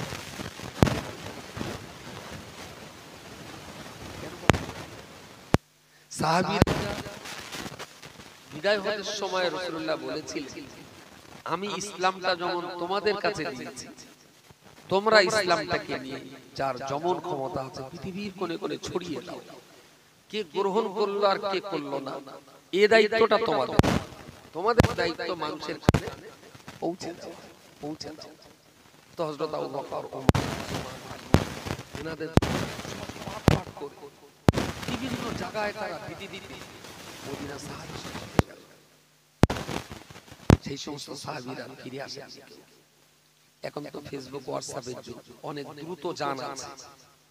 এখন এখান থেকে পান্তা খেয়ে মক্কায় গিয়ে উমরা করে রাত 2টার সময় আমার বাড়ি আসা যাবে না, আরামসে। এখান থেকে সৌদি আরব পর্যন্ত যেতে জেদ্দা বিমানবন্দরে মাত্র 6.5 ঘন্টা সময় লাগবে। আপনার টাকা থাকলে পান্তা খেয়ে যাবেন, উমরা করে রাত 2টায় আবার ফিরতে পারবেন। এত দ্রুত যান। কিন্তু সৌদি আরব থেকে ভারতবর্ষে আসতে গেলে 1400 বছর আগে কতদিন টাইম লাগবে? 14 মাসে হতো না। এখন যেটা 14 ঘন্টায় হচ্ছে, তখন সেটা 14 মাসে হতো। কারণ সেদিন পায়ে হাঁটা, উট, ঘোড়া আর গাধা ছাড়া কোনো বাহন ছিল না। যন্ত্র চালিত কোনো বাহন সেই যুগে ছিল। তো রাসূলুল্লাহ যখন সাউথ আফ্রিকা একটা টিম পাঠাচ্ছেন, তো তারা করলেন কি, বিবি, বাচ্চা, ছেলে মেয়ে, খেতা, কম্বল, হাড়ি কুড়ি সব কিছু গুছিয়ে নিয়ে রাসূলুল্লাহর কাছ থেকে বিদায় নিচ্ছেন একটা মরা কাফেলা। ইয়া রাসূলুল্লাহ, কোথায়? South Africa. আপনি পাঠাচ্ছেন, চলে যাচ্ছি। হুজুর, আপনার সঙ্গে তো আর জীবনে দেখা হবে না। মরে গেলে বিদায় দেওয়া একরকম সহজ, কিন্তু জ্যান্ত অবস্থায় মৃত্যুর বিদায় দেওয়া এটা অত্যন্ত কঠিন, ভীষণ কঠিন। সেই কঠিন কাজটাও সাহাবীরা মেনে নিলেন যে নবীর চেহারা দেখাটা আমার কাছে বড় না, তার চাইতে নবীর নির্দেশ মেনে চলাটাই আমার কাছে বড়। খুব কান্নাকাটি করে দোয়াদা নিচে পাড়ি দিলেন সাউথ আফ্রিকা। মক্কা থেকে মদিনাতে যে রাসূলুল্লাহ যে সাহাবীর বাড়িতে জায়গা নিয়েছিলেন তার নাম আবু আইয়ুব আনসারী রাদিয়াল্লাহু আনহু। ওনার মাজার কোথায়? মদিনাতে, তুর্কিতে ওনার মাজার। তার মানে তুর্কিস্তানে রাসূলুল্লাহ ওনাকে পাঠিয়েছিলেন, উনি আর ফিরে আসতে পারেননি। ওনার তুর্কিস্তান। রাসূলুল্লাহ সাল্লাল্লাহু আলাইহি ওয়াসাল্লাম হযরত জাবের বিন আব্দুল্লাহ রাদিয়াল্লাহু আনহু, কোথায় তার মাজার? ইরাকে। রাসূলুল্লাহ তাকে ইরাকে পাঠিয়েছিলেন, বউ বাচ্চা ছেলে মেয়ে নিয়ে সব ইরাকে চলে গিয়েছিলেন, আর ফিরতে পারেননি। আমি আপনাদের কাছে দ্বীনের কথা বলতে এসেছি। আমার বাচ্চা সব এখান থেকে সভা শেষ করব, 40 মিনিটে বাড়ি। কিন্তু এইটা যদি আমি বইকারা থেকে এখানে 1400 বছর আগে আসতে হতো, তাহলে সভা যেদিন তার অন্তত 3 দিন আগে আমার হেঁটে হেঁটে আমার রাত হয়ে গেলে আবার ঘুমোতে হবে, পরের দিন আবার এখান থেকে বস করে সকালে বেরোতে হবে, আবার 2 দিন পরে আমি বাড়ি পৌঁছাবো। তাহলে এত কষ্ট করে সাহাবীরা যে দিন পৃথিবীর কোণে কোণে কোণে কোণে পৌঁছে দিয়েছে, আমরা কিন্তু সেই সমস্ত সাহাবীদের কষ্ট মেহনতের সুফল ভোগ করছি। তারা যদি এই অসাধারণ কষ্ট না করতেন, তাহলে আমাদের মাথার টুপি, মুখের দাড়ি, ইসলামের কলমা, কোরআনের বাণী আমরা পেতাম না। আলহামদুলিল্লাহ, তাদের এই অসাধারণ কষ্টের বিনিময়ে আমরা যখন দিন পেয়েছি, তাহলে সেই দিনটাকে যদি আমরা একটু সম্মান আর শ্রদ্ধার সঙ্গে দেখি, তাহলে তাদের কষ্টে পারিশ্রমিক দেওয়া হবে। আর যদি দিন না পড়ি, না বুঝি, অবজ্ঞা করি, তাহলে তাদের কষ্টের সঙ্গে বিশ্বাসঘাতকতা করা। আমারে দাওয়াত করেছিলেন আজিজুল ভাই, আমার বলে একবারও খাওয়ার কথা বলিনি, শুধু বলে সওয়াজের দাও। গাড়ির তেলে ভিজার সেখান থেকে প্যান প্যান করতেছে, এক কাজ খাচ্ছি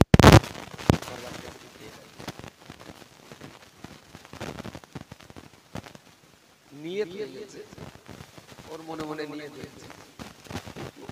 আজিজুলের বাড়িতে এই রাত্রিবেলা খাওয়া আমার ফরজ, ওটা কি খেতেই হবে, না খেলে আমার গুনাহ হবে?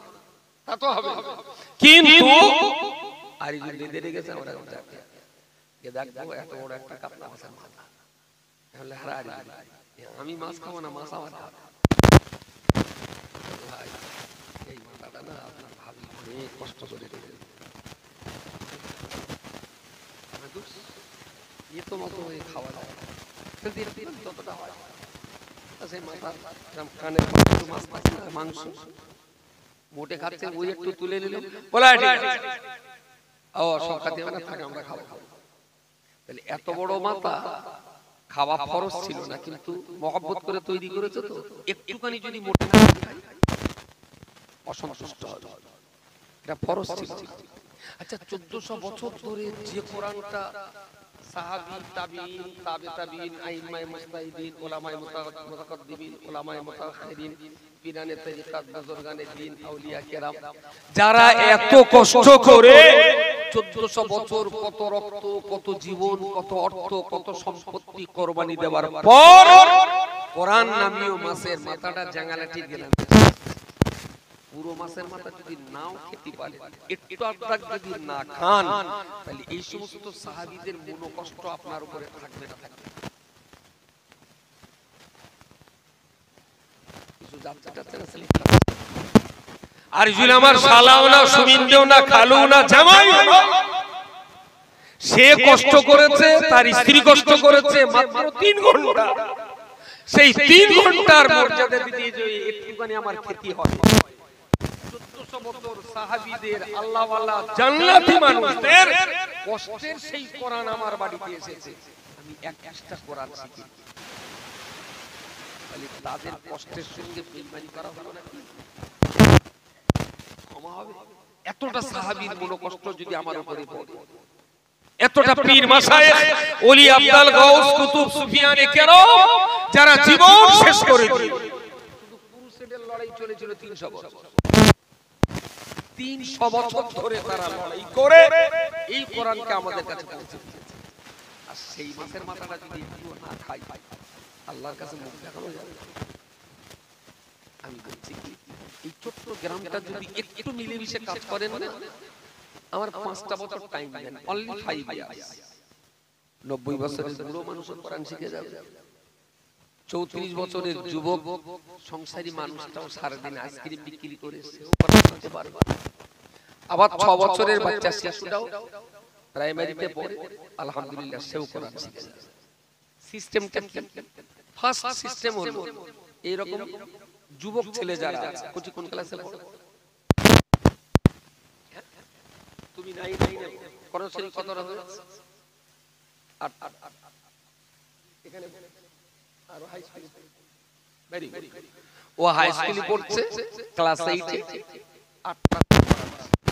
আচ্ছা এই ছেলেটা লেখাপড়া শিখে যদি আল্লাহ যদি তকদির রাখে, ও যদি একটা পুলিশ হয়, ও কি ঘুষ খাবে বলে মনে হয়? খানিকটা তো আশা করতে পারি, ওর ভিতরে কোরআন যখন আছে ইনশাআল্লাহ ও খাবে। আর ও যদি সততার সঙ্গে চলতে পারে, থানায় যদি রাত দুটোই কোনো মহিলা আসে, ইমার্জেন্সি যদি তাকে পাহারা দিতে হয়, পুলিশ বলবে এটা কার দায়িত্ব দেব?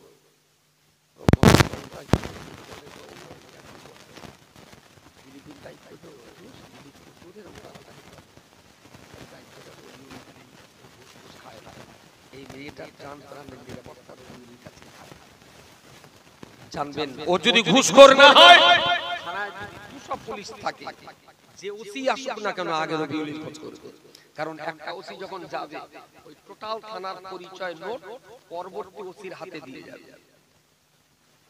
চাকরির ইজ্জত বাঁচানোর জন্য লক্ষ মুসলমান লাগে না, একটা মুসলমান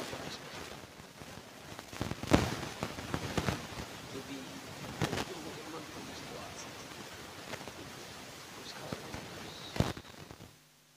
আপনার আমাদের একজন আছেন রহমান বাবু, চেনেন? সেই জন্য আপনারা জানাবেন, খুব ভালো লাগে। বলে মাদি সাহেব আপনারা তো ধর্ম সবাই ওয়াজ করেন আর আমি থানায় বসে ওয়াজ করি, কিরকম? তাহলে মাল থানায় ধরা পড়ে মুসলমান, ওদের তো সব লকআপে রাখে, আর আমি সুযোগ মতন ওই লকআপে ইমামরা বলে, মাওলানারা বলে এই মদেশ খাস কেন?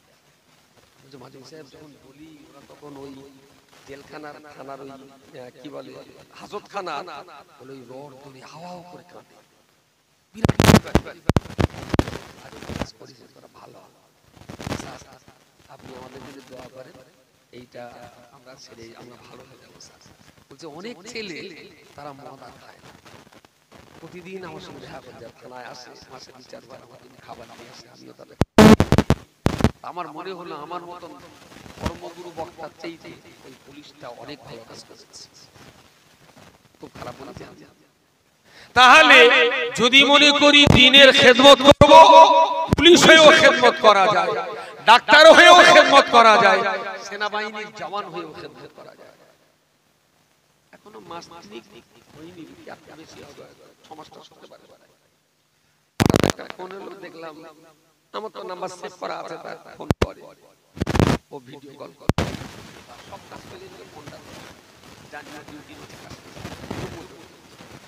ফোনটা করেছি, ভিডিওতে দেখছি পুরোপুরি সেনাবাহিনীর পোশাকই আছে, হেলমেট আছে,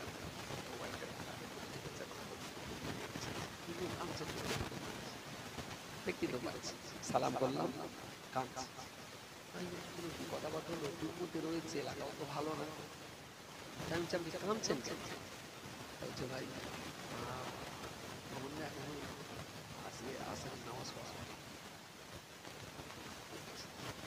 যেই বলে আসরের নামাজ পড়া আমারও বলি আমাদের ঘরে কত ছোট ছেলে টাইম কাটাচ্ছে, আসর পড়ে না, আর এ বাচ্চারা বন্দুক ঘাড়ে করে নিয়ে পাকিস্তানের বর্ডারে দাঁড়িয়ে সে কাঁদছে আসরের নামাজ পড়া হয়। তা আমি বলছিলাম আপনার তো রিটায়ার্ডের সময় হয়ে গেছে, আজকে শেষ, আর মাত্র 30-40 মিনিট বাকি আছে বেলা ডুবতে, এই বেলাটা ডুবে গেলে আমার এই চাকরি শেষ।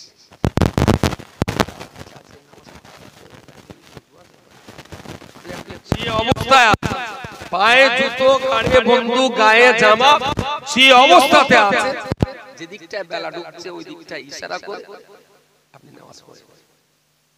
তো ভাই এখানে তো সেজদা দেওয়ার জায়গা, আমি সেজদা করতে হবে না, বন্দুক তো ডুবছে।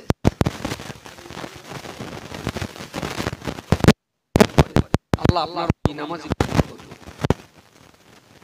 তাহলে যদি মনে করে ধর্ম পালন করব, সেনাবাহিনীর পোশাক নিয়ে ডিউটিতে দাঁড়িয়ে ধর্ম করা যায়, তাহলে আমাদের দেশের সুস্থ শরীরে এই বাচ্চাগুলো কেন তারা আছে?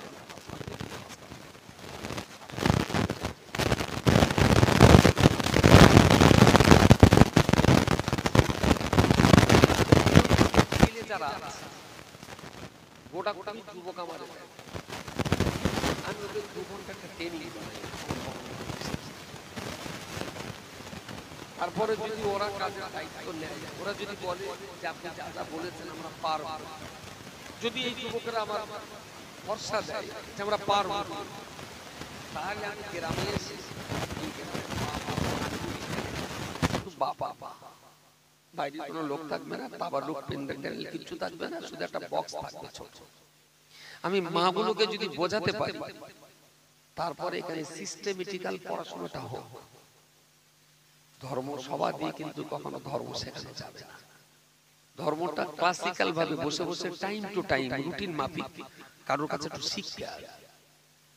70 বছর বয়স তো বেশি না, 6টা মাস সময় দেখ 30 মিনিট করে মাগরিবের নামাজের পর অনায়াসে বুড়ো মানুষটাকে সুন্দর করে কোরআন শেখানো যায়। কিন্তু বাঙালি মুসলমানের মাথায় ঢুকে গেছে কোরআন না বিরাট কঠিন, বিশাল কঠিন। কিন্তু আপনি কি জানেন কোরআনের মতন সহজ কিতাব পৃথিবীতে আর নেই। আমি কি মিথ্যে কথা বলছি বলে মনে হয়? কোরআন একটা সহজ কিতাব, আপনি যতই হ্যাঁ করেন ভেতরে মনে হচ্ছে মাটির পাম দিচ্ছে, এরকম পাম টাম দিয়ে ফুলকে যদি একটু কোরআন পড়ায়। আমি পাম দিচ্ছি কি সত্যি কথা বলছি, এইটা হোক CHALK চলকে না করি, তাহলে এল এর লড়া কোথায় গেল? এল তো একটা আছে, ল প্যানেরটা আছে না ওর ভিতরে। চক কেডা বলেছে? তুমি সাদা জামা কেডা বলেছে? ও ALLL, তাহলে যে সি চক উচ্চারণ হয়, এল এর উচ্চারণ কোথায়? একটা এল আছে তোর ল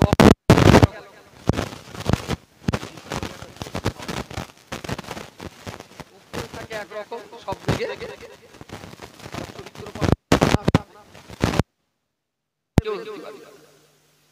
বলেন দিদি। পিটিশন, পিটিশন বানান কি? দরখাস্ত। পিটিশন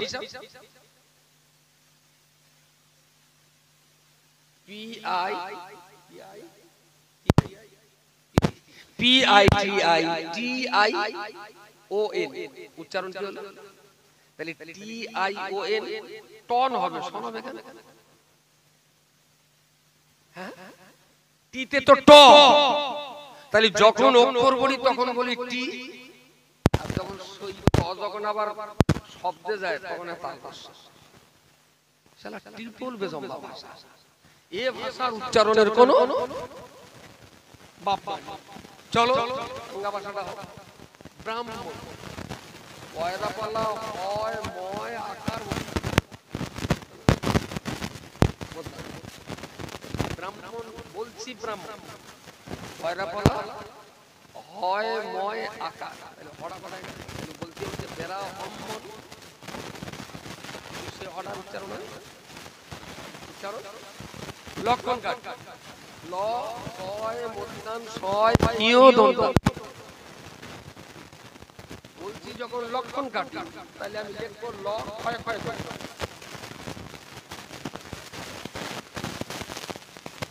যত ভাষা আছে সব ভাষায় জালিয়াতি, একটা ভাষায় শুধু জালিয়াতি নেই, তার নাম হলো আরবি ভাষা। অক্ষর উচ্চারণে যা থাকে শব্দের ভেতরে তাই থাকে। আরবি অক্ষরের উচ্চারণ কখনো শব্দের সঙ্গে আর অক্ষরের সঙ্গে তারতম্য হয়, কিন্তু পৃথিবীর সব ভাষাতেই তারতম্য, সব ভাষাতেই তারতম্য। আমরা ছোট বয়সে পড়েছি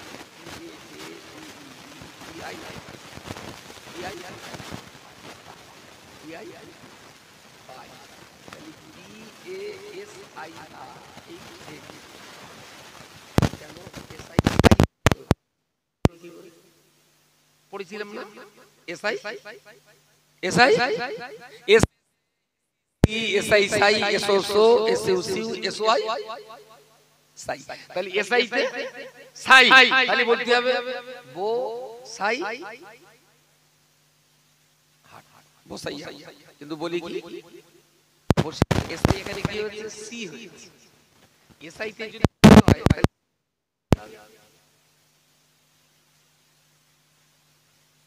CAT ইদুন না কাটবি বিড়া, উচ্চারণটা কি? CAT যদি ক্যাট হয় তাহলে KAT কি হবে? CAT যদি ক্যাট উচ্চারণ হয় তাহলে KAT কি হবে? তাহলে আমি যদি উচ্চারণ ক্যাট বলি তাহলে সিলে কোকি চুলচুল, যদি CAT লিখি তাহলে বলবো স্যাট। এর মতন বেজম্মা চিটিংবাজি জোরজুরি ভাষা কি পরিমাণ মার খেয়েছি। আমি স্যার বসিরহাট হবে কেন? বসাই আর এসআই সাই তাই জানো এটা বসিরহাট। আমি তাহলে এসআই ওখানে সাই বললেন কেন? ওটা এসআই সি বলতে হবে। শয়তান বড় হয়ে বুঝবি, আজও বুঝতে পারবো, আজও কেন ওখানে এসআই সাই আর এখানে এসআই। বললাম আরবিক ভাষার মতো এত প্রাঞ্জল জীবন্ত সাহিত্য অক্ষরেও যা, শব্দেও তাই, বাক্যতেও তাই। এ তো আপনি কোরআন না শিখেছেন, তাই আপনাকে বোঝাচ্ছি। আর যখন কোরআন শিখে যাবেন তখন আমার কথাগুলো অক্ষরে অক্ষরে আপনার মনে মনে আনন্দ হবে, যেন মাতি যা বলেছি ঠিক তাই। আপনি কি জানেন পৃথিবীর 57টা দেশের রাষ্ট্রভাষা আরবি? আপনি কি জানেন পৃথিবীতে সবচেয়ে বেশি মানুষ যে ভাষায় কথা বলে সেই ভাষাটার নাম আরবি? ইসরায়েল যারা ফিলিস্তিনি মুসলমানদের মাতৃভাষা আরবি, এটা জানেন? ওরা আরবিতে কথা বলে, ধর্মে ইসরায়েল, ধর্মে ইহুদি, কিন্তু ল্যাঙ্গুয়েজ আরবি। আপনি কি জানেন 1942 তে লিগ অফ নেশনস জাতিসংঘের নিরাপত্তা পরিষদের যে অফিস তৈরি হলো, যারা জেনেভা, সেই জেনেভার রাষ্ট্রসংঘের অফিসগুলোতে সবচেয়ে যে ভাষাটা বেশি ব্যবহার হয় তার নাম আরবি। একটা রিপোর্ট তৈরি করতে গিয়ে যদি 500 ওয়ার্ড লাগে, ইংরেজিতে একটা রিপোর্ট তৈরি করতে গেলে 600 ওয়ার্ড লাগে, সেই রিপোর্টটাই যদি আরবিতে তৈরি করেন 250 থেকে 300 ওয়ার্ড হয়ে যায়। কাজ করলে মেমোরি জায়গা অনেক কম লাগে, জায়গাটা অনেক কম লাগে। যার জন্য রাষ্ট্রসংঘের নিরাপত্তা পরিষদের অফিসিয়াল ভাষা এখন আরবি। সেই ভাষাটা মুসলমানদের কোরআনের ভাষা, মুসলমানদের নবীর ভাষা, মুসলমানদের কবরের ভাষা। পৃথিবীতে মাথা তুলে ইজ্জতের সঙ্গে পৃথিবীতে বাঁচার ভাষা হলো আরবি ভাষা। মরার পরে খোদার কাছে যাবে সেদিন হবে আরবি ভাষা।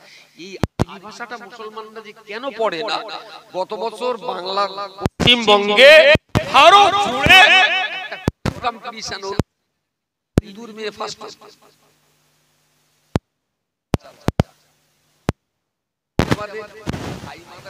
আরবিক মাস্টার হিন্দু, তাকে জিজ্ঞেস করে তুমি ভাই মুসলমান হয়ে হিন্দু বাচ্চা আরবি শিখলেন কেন? বললেন এই ভাষাটা পৃথিবীতে এই ভাষাটাই শিখে সবচেয়ে বেশি চাকরি করা যায়, সেই জন্য আমি আরবি নিয়ে বলেছি। বুঝতে পারছেন? তো আমার ধর্মের, আমার কোরআনের, আমার নামাজের ভাষা হলো আরবি, অথচ মুসলমানরা আরবি বোঝে না, আরবি পড়তেই চায় না। এরা ভেবেছে আরবি তো জানার দরকার ছিল, কিন্তু ওই ইমাম সাহেব তো শয়তানদের গনে গনে পড়তে যাচ্ছে, মোটামুটি আমার যেটা দরকার ছিল ইমাম সেটা পূরণ করে দিচ্ছে, আমি না পড়লেও হবে, আমার আর দরকার হবে না। মনে করেছে গোশের দোকানের পঞ্চায়েতে প্রতি বছর বছর রিনিউ করতে হয়, 6 বারাতে ইমাম সাহেব আমার মুসলমানের লাইসেন্সটা রিনিউ করতে গেছে, মোটামুটি আমার আল্লাহ। আমি যদি বেঁচে থাকি তাহলে ঈদের আর জানাজার নিয়তটা আমি মার্ডার করে দেবো, আর 6 বারাতের কোণে বাড়ি বাড়ি ভাড়া করা কোরআন আমি শেষ করব। আমার বাপ, আমার দাদু, আমার নানা, তাদের জন্য সব রাস্তানি হবে, অথচ আমি কোরআন পড়বো না, ভাড়া করা, এই বজ্জাত, এই অজ্ঞতা, এই দুটো তিনটে জিনিস মানার করি, তাই যেন আল্লাহ মাল্লাহ। যার বাপের কলমা খালি, যার বাপের কবর জিয়ারা, একটা দিন আসবে ইনশাআল্লাহ, তারা নিজেরা নিজের বাপের জন্য কোরআন তেলাওয়াত করে ইমাম সাহেব বড্ড জোর ডাকবে, গ্রামের ইমাম ভাই আসুন একটু দুটো মানুষজন আছে, একটু ভালো মন্দ খাবো, তো আপনার বাপ দেখাবো। আলহামদুলিল্লাহ আমরা যেটা করছি বলে গরু ভাড়া করে দিই, যত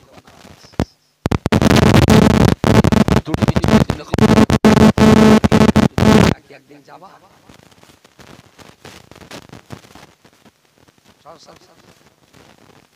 সুন্দর কথা বলেছে, তার মানে একটু হুশ হবে না, ওর সাপে কেমে গেছে,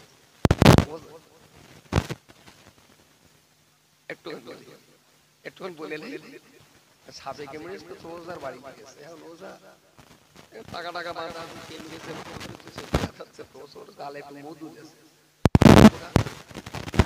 যেটা গালে দিছি তোমরা 5 জন আসো, চিন্তা করতে দেখো যেটা বললি হয়। আচ্ছা ও রুগী তার মানে বিষ গালে হলি মধুতে তো লাগে, আর তিতো মিষ্টি লাগে, চিন্তা করতে দেখো আমি তোমার গালে দিছি, তুমি বলো তেতো না মিষ্টি, আমারে মধু তোমার কাছে তেতো লেগেছে না মিষ্টি লেগেছে? মিষ্টি লেগেছে, তাহলে ঠিক আছে, 5 জন 5 জনের কথা বলবো, যার কথা তার বলতে হবে, বাকি যদি কাজ না করতে পারি তো আমি হবেই লোক, কারণ আমি তার কথা কারো চিনি না, এই লোকের বেশি চিনি, আমি এই লোকের ধর্ম। এইবার বলেন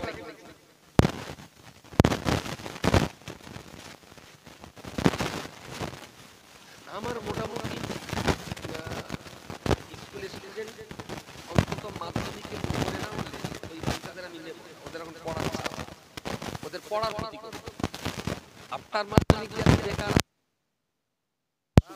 বা বিএমএ যারা পড়াশোনা করে চাকরি বাকরি নিয়ে ব্যবসা বাণিজ্য করছে তারাও আসুক। আপনাদের মতো মাঝ বয়সী মানুষ যদি আসেন, আমার কিন্তু বয়স্ক লোকদের আমি কাজ করানো পছন্দ করি। কাজ করবে, কাল বা পরশু করে যাবে। আপনারা এই বাচ্চাগুলোকে তৈরি করে দিয়ে যান। বয়স্ক লোক তাড়াতাড়ি, ও আচ্ছা আচ্ছা, আসলে বয়স্ক লোক আমি যেটা বুঝি যে আমি না কাজ পারলেই করি, লোকের দরকারে কেন তৈরি হবে। কাজ আঁকড়ে ধরলে না, তাহলে পরবর্তী প্রজন্ম কখনো তৈরি হবে না, কখনো তৈরি হবে। আর এই জন্যই বেশি এই লাইনে আমি যুবকদের কাজে লাগাই। আর বুড়ো মানুষদের বলি যে আপনারা ওদের পিছনে ওদের ত্রুটি বিচ্যুতি বলে দেন, আপনারা তো দৌড়দৌড়ি করবেন না, বাচ্চাদের দৌড়দৌড়ি করেন। এ তো দুটো লাভ। প্রথম লাভ হলো বাচ্চাদের যদি আপনি ঠিক ব্রেনে চাপে রাখতে পারেন, তাহলে ফ্রি ফায়ার কম খেলবে, খৈনি কোন ডলবে, তেরঙ্গা কম খাবে। আর ওদের যদি যত ব্রেন ফ্রি থাকবে, কোনো কাজ থাকবে না, শূন্য ব্রেন। বলেন বলেন কি কি জ্ঞানী মানুষের বক্তব্য, শূন্য ব্রেন শয়তানের ভাষা। কোনো কাজ নিয়ে তো বসে রয়েছে, একটা কাজ নিয়ে আছে, মনে হচ্ছে ফেসবুকটা বলে ফরিদের কাছে লিখে দেয় আই লাভ। কাজ কত রকমের শয়তানি মনে পড়বে, সে কথা বলা। আর যদি কাজ থাকে, ফরিদা কি রশিদা কারুর কথা, যত যুবকদের কাজ দিতে পারবেন, আমি দায়িত্ব নিয়ে বলছি, যুবকেরা তত পাপের কাজ কম করবে। ওরা তো টকবকে রক্ত ফুটন্ত, ওরা চুপচাপ থাকতে পারে না, কোনো না কোনো কাজ দিতে হবে, কোনো না কোনো কাজ দিতে হবে। ওদের কাজে লাগাতে হবে, একদিকে আপনার কাজ করে দেবে, অপরদিকে বোনাস হলো আমার যুক্তিটা মাথায় লাগালে 248টা গ্রামে আমি যুবকদের দিয়ে কাজ করাচ্ছি। আর এই চাইল্ড এডুকেশন, ভিলেজ এম্পাওয়ারমেন্টের ব্যাপারে বা স্টুডেন্ট মোটিভেশনের ব্যাপারে আমার লাইফে 15টা বছর জীবনে বিশেষ করেছি। 2007 থেকে 2023 এই 15টা বছর আমি এর উপরে কেরালা তাদের কিছু ট্রেনিং নিয়েছি। আছে হায়দ্রাবাদ থেকে কানিদের কাছে তাতে আমার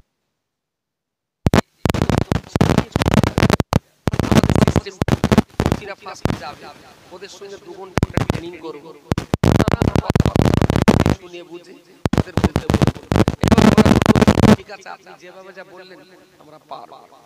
আমি তখন ওদেরকে দিয়ে বলবো এই 52টা পরিবারের সার্ভে কত পুরুষ, কত নারী, কত স্কুলে যায়, কত যায় না, কতজন কোরআন জানে, কতজন জানে না, তার একটা হিসাব বেরিয়ে আসে। টোটাল হিসাবটা নিয়ে এইবারে গ্রামে এসে বাপ আর মাকে ডেকে আমরা একটা প্যারেন্টস মিটিং, অ্যাওয়ারনেস ক্যাম্প, অভিভাবক সচেতন শিবির এটা করব। করে শুধু মাদের মাথায় ঢোকাবো যে আপনার সন্তান আপনার জিন্দেগির জন্য দামি। মায়ের এইটা যেই মাথায় নেবে, তাহলে সে মায়ের সন্তান সময় মতো স্কুলে যাবে, সে মায়ের সন্তান সময় মতো বক্তব্যে আসবে। সেই বাচ্চাটা কি খাচ্ছে না খাচ্ছে মা খোঁজ খবর নেবে। মা যদি ঠিকঠাক খবর নিতে পারতেন, তাহলে তার বাচ্চা কখনো হতে পারে।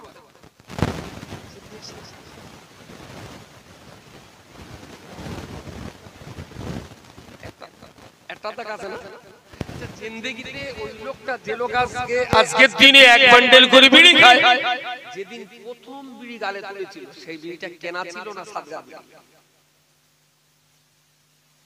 সেটা চাওয়া বিড়ি না, উপজে দেওয়া ভুল হয়ে যাবে। সে বিড়িটা খায় না, চাইবে কেন?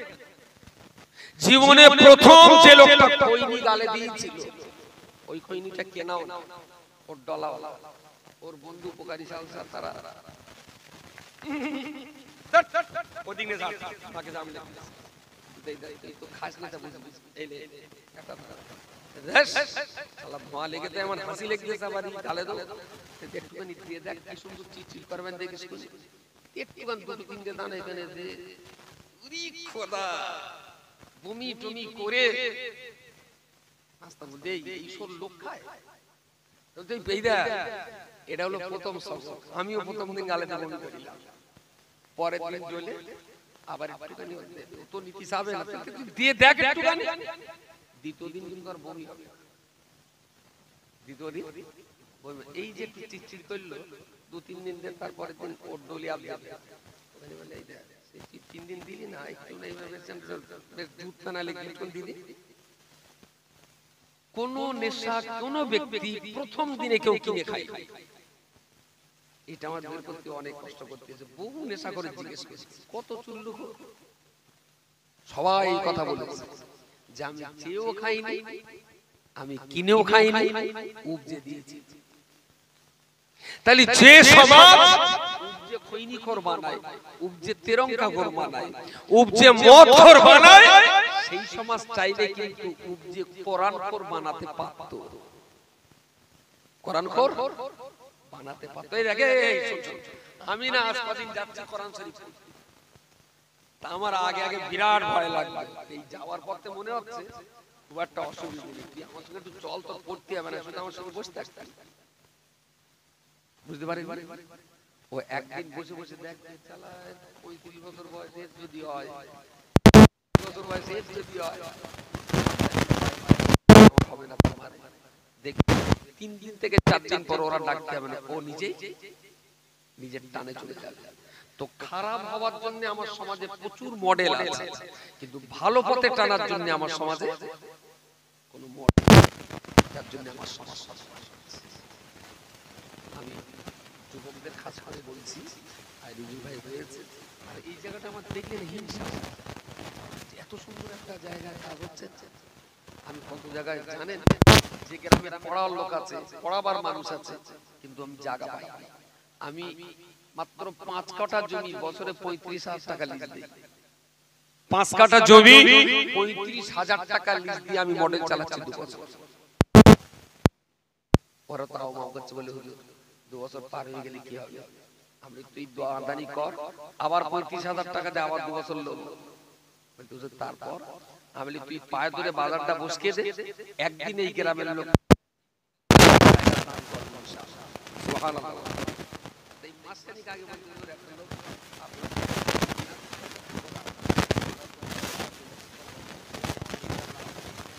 টাকা তো দাম আছে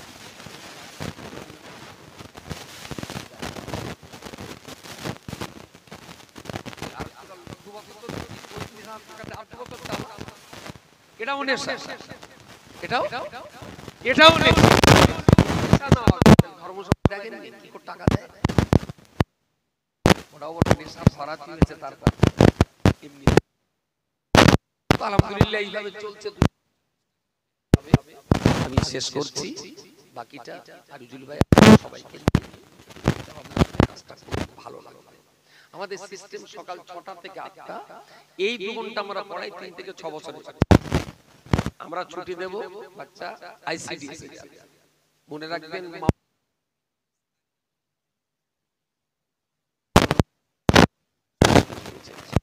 আমাদের এখানে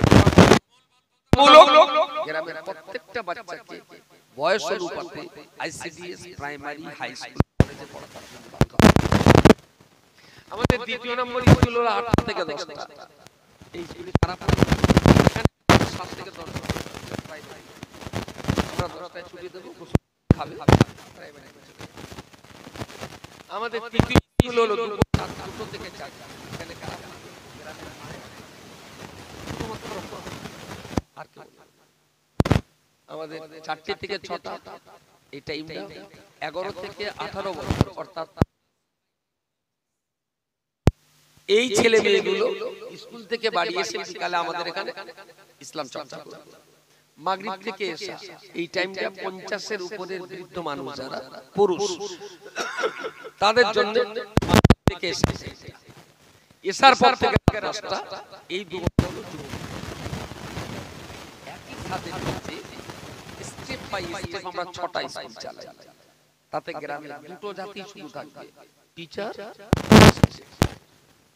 যদি আপনার শিক্ষা থাকে আমাদের এখানে পড়া, যদি আপনার শিক্ষা কম থাকে আমাদের এখানে পড়া হয় পড়তে হবে না হলে পড়াতে হবে। এই দুটোর বাইরে কোনো গোষ্ঠী গ্রামে থাকবে না, সে নারী হোক পুরুষ হোক বাচ্চা হোক। আমাকে 3টে মাস চালাতে দেবেন, অনলি 3 মান্থস। যদি আপনার এই গ্রাম না ঘুরে তাহলে বলবেন আমি গুটিয়ে বাড়ি চলে যাব। যে বাচ্চাগুলো আজকে ফ্রি ফায়ার প্রতিবাদ করলে ছাড় ছাড়, ধীরে ধীরে কাজে আসে, ইনশাআল্লাহ আল্লাহ টাইমে আচ্ছা। দুরূদ শরীফ আল্লাহুম্মা সাল্লি আলা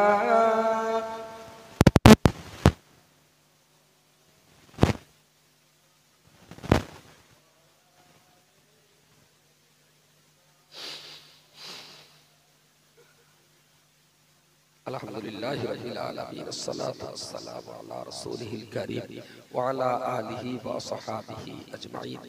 রব্বানা যালামনা أنفسنا وإن لم تغفر لنا وترحمنا لنكونن من الخاسرين. ربنا اغفر لنا ذنوبنا سبقونا بالإيمان ولا تجعل في قلوبنا غلا للذين آمنوا ربنا إنك رؤوف رحيم. يا الله এই গ্রামবাসী এই মহল্লাবাসীদের কষ্ট চেষ্টা মেহনত গড়ে ওঠা আজকের এই প্রচেষ্টাকে কবুল করুন। সব কিছুর বিনিময়ে যা সওয়াব আপনি দান করেন এই রাসূলের দরবার সওয়াব পৌঁছে দিন। तमाम अंबिया औलिया गौस कुतुब दरगाह औलिया अब्दाल साहबी ताबीईन तबे ताबीईन इमाम मुजतहिदीन गणের রূহে সওয়াব পৌঁছে দিন। তরিকতের পীরগণ মাযাহিবের ইমামগণ কোরআনের মুফাসসিরিন হাদিসের মুহাদ্দিসিন গণের রূহে সওয়াব পৌঁছে দিন। খাস করে আল্লাহ সামের হাজরত মুজাদ্দিদুজ জামান দাদা পীর কিবলা এবং তার কলিজার টুকরা সন্তান সন্ততি তার খলাফা ভক্ত মুরিদিন মুতাকিদিন গণের রূহে সওয়াব পৌঁছে দিন। বড় মাওলানা সাহেব দরগাবরি সাহেব নোমানী সাহেব চিশতি সাহেব বড় হাফেজ সাহেব কবি সাহেব আমাদের দেশ ভরের সকল আলেম দ্বীন হাফিজ কুরআনুল কারীম হুজ্জাজ হারামাইন শরীফাইন আল্লাহ আমাদের দেশের মসজিদের ইমাম মুয়াজ্জিন খতিব মুতাওয়াল্লি মুসল্লি যারা কবরস্থ হয়েছেন তাদের সকলের রূহে সওয়াব পৌঁছে দিন। রব্বুল আলামিন যে মহল্লাতে বসে আপনার কাছে হাত উঠিয়েছি এই মহল্লার যে যত ইমানদার বড়রা সাথে আছে আল্লাহ তাআলা সকলের রূহে সওয়াব পৌঁছে দিন। আল্লাহ আমাদের আব্বা আম্মা শ্বশুর শাশুড়ি ছেলে মেয়ে ভাই বোন পাড়া প্রতিবেশী সন্তান বন্ধু বান্ধব যারা যারা পরিবার ঈমান নিয়ে কবরস্থ হয়েছে আল্লাহ তাআলা সকলের রূহে সওয়াব পৌঁছে দিন। রব্বুল আলামিন আল্লাহ সর্বোপরি আপনার কাছে আরজু আল্লাহ পৌঁছে দিয়েছে আপনার বাণী আর আপনার নবীর বাণী, বাকি হেদায়েতের মালিক তো আপনি। আল্লাহ আপনার কাছে সম্মিলিতভাবে ফরিয়াদ করছি হেদায়েতের আলো বক্তা আমাদের সকলের অন্তরে রব্বুল আলামিন আল্লাহ কোরআন হলো ইসলামের মূল্য, এই কোরআন আমরা বঞ্চিত আছি আল্লাহ যে কোনো ওসিলায় যে কোনো বাহানা আপনার কোরআন শিক্ষার একটা সহজ রাস্তা আমাদের সামনে উন্মুক্ত করে দিন। আমাদের ঘরের বাচ্চারা ছেলেরা মেয়েরা যারা স্কুল কলেজ মাদ্রাসা করছে আল্লাহ তাদের স্মরণ শক্তি স্মৃতি শক্তি মুখস্থ শক্তি বুঝ শক্তিকে বৃদ্ধি করে দিয়ে লেখাপড়া শিখে তাদের মানুষের মতো মানুষ হওয়ার তৌফিক নসিব করুন আল্লাহ রব্বুল আলামিন। আল্লাহ সর্বোপরি আপনার কাছে আরজু আমাদের প্রত্যেকের একটা দুর্গে পরিবারের সবাই যেন সত্যবাদী হয়, কেউ যেন বেনামাজি না থাকে, কেউ যেন নেশাখোর তৈরি না হয়। আল্লাহ বাপ বেটা মা বেটি পিতা মাতা নাতি নাতনি সবাইকে নিয়ে শরীয়ত সম্মতভাবে আনন্দের সঙ্গে এই দুনিয়ার জীবনটা কাটাতে পারি আল্লাহ সেই তৌফিক আলামিন। কবর কিয়ামত হাসর সিরাত মিজান জাহান্নাম থেকে বাঁচিয়ে আল্লাহ আপনার দয়ার জান্নাত আমাদের নসিবে কবুল করুন রব্বুল আলামিন। আল্লাহ আল্লাহ দুনিয়াতে যতদিন বাঁচিয়ে রাখেন আর আদর্শের সাথে একটা ভালো মানুষ হয়ে বাঁচতে পারি সেই তৌফিক দান করুন আল্লাহ। কারোর ক্ষতি কারোর লস কারোর প্রতি চগলখুরি কারোর প্রতি পরচর্চা কারোর পথের প্রতিবন্ধকতা আল্লাহ এই কারোর বদদুয়ার যেন ভাগীদার আমাদের হতে না হয় আল্লাহ, বরং মানুষের জন্য এমন কাজ করিয়ে নিন যার জন্য মানুষের কাছে আমরা দোয়া পেতে পারি, সেই রকম ভালো কাজ আমাদের দ্বারা করিয়ে দিন আর আল্লাহ আমাদের বংশের পর্ব দ্বীন ও ঈমান সততা নিষ্ঠার উপরে আমাদের সাল্লাল্লাহু তাআলা আলা খাইরি মুহাম্মাদিন ওয়া আলিহি ওয়া আসহাবিহি আজমাইন বিরহমাতিকা ইয়া আরহামার রাহিমিন বিহাক্কি লা ইলাহা ইল্লাল্লাহ মুহাম্মাদুর রাসূলুল্লাহ।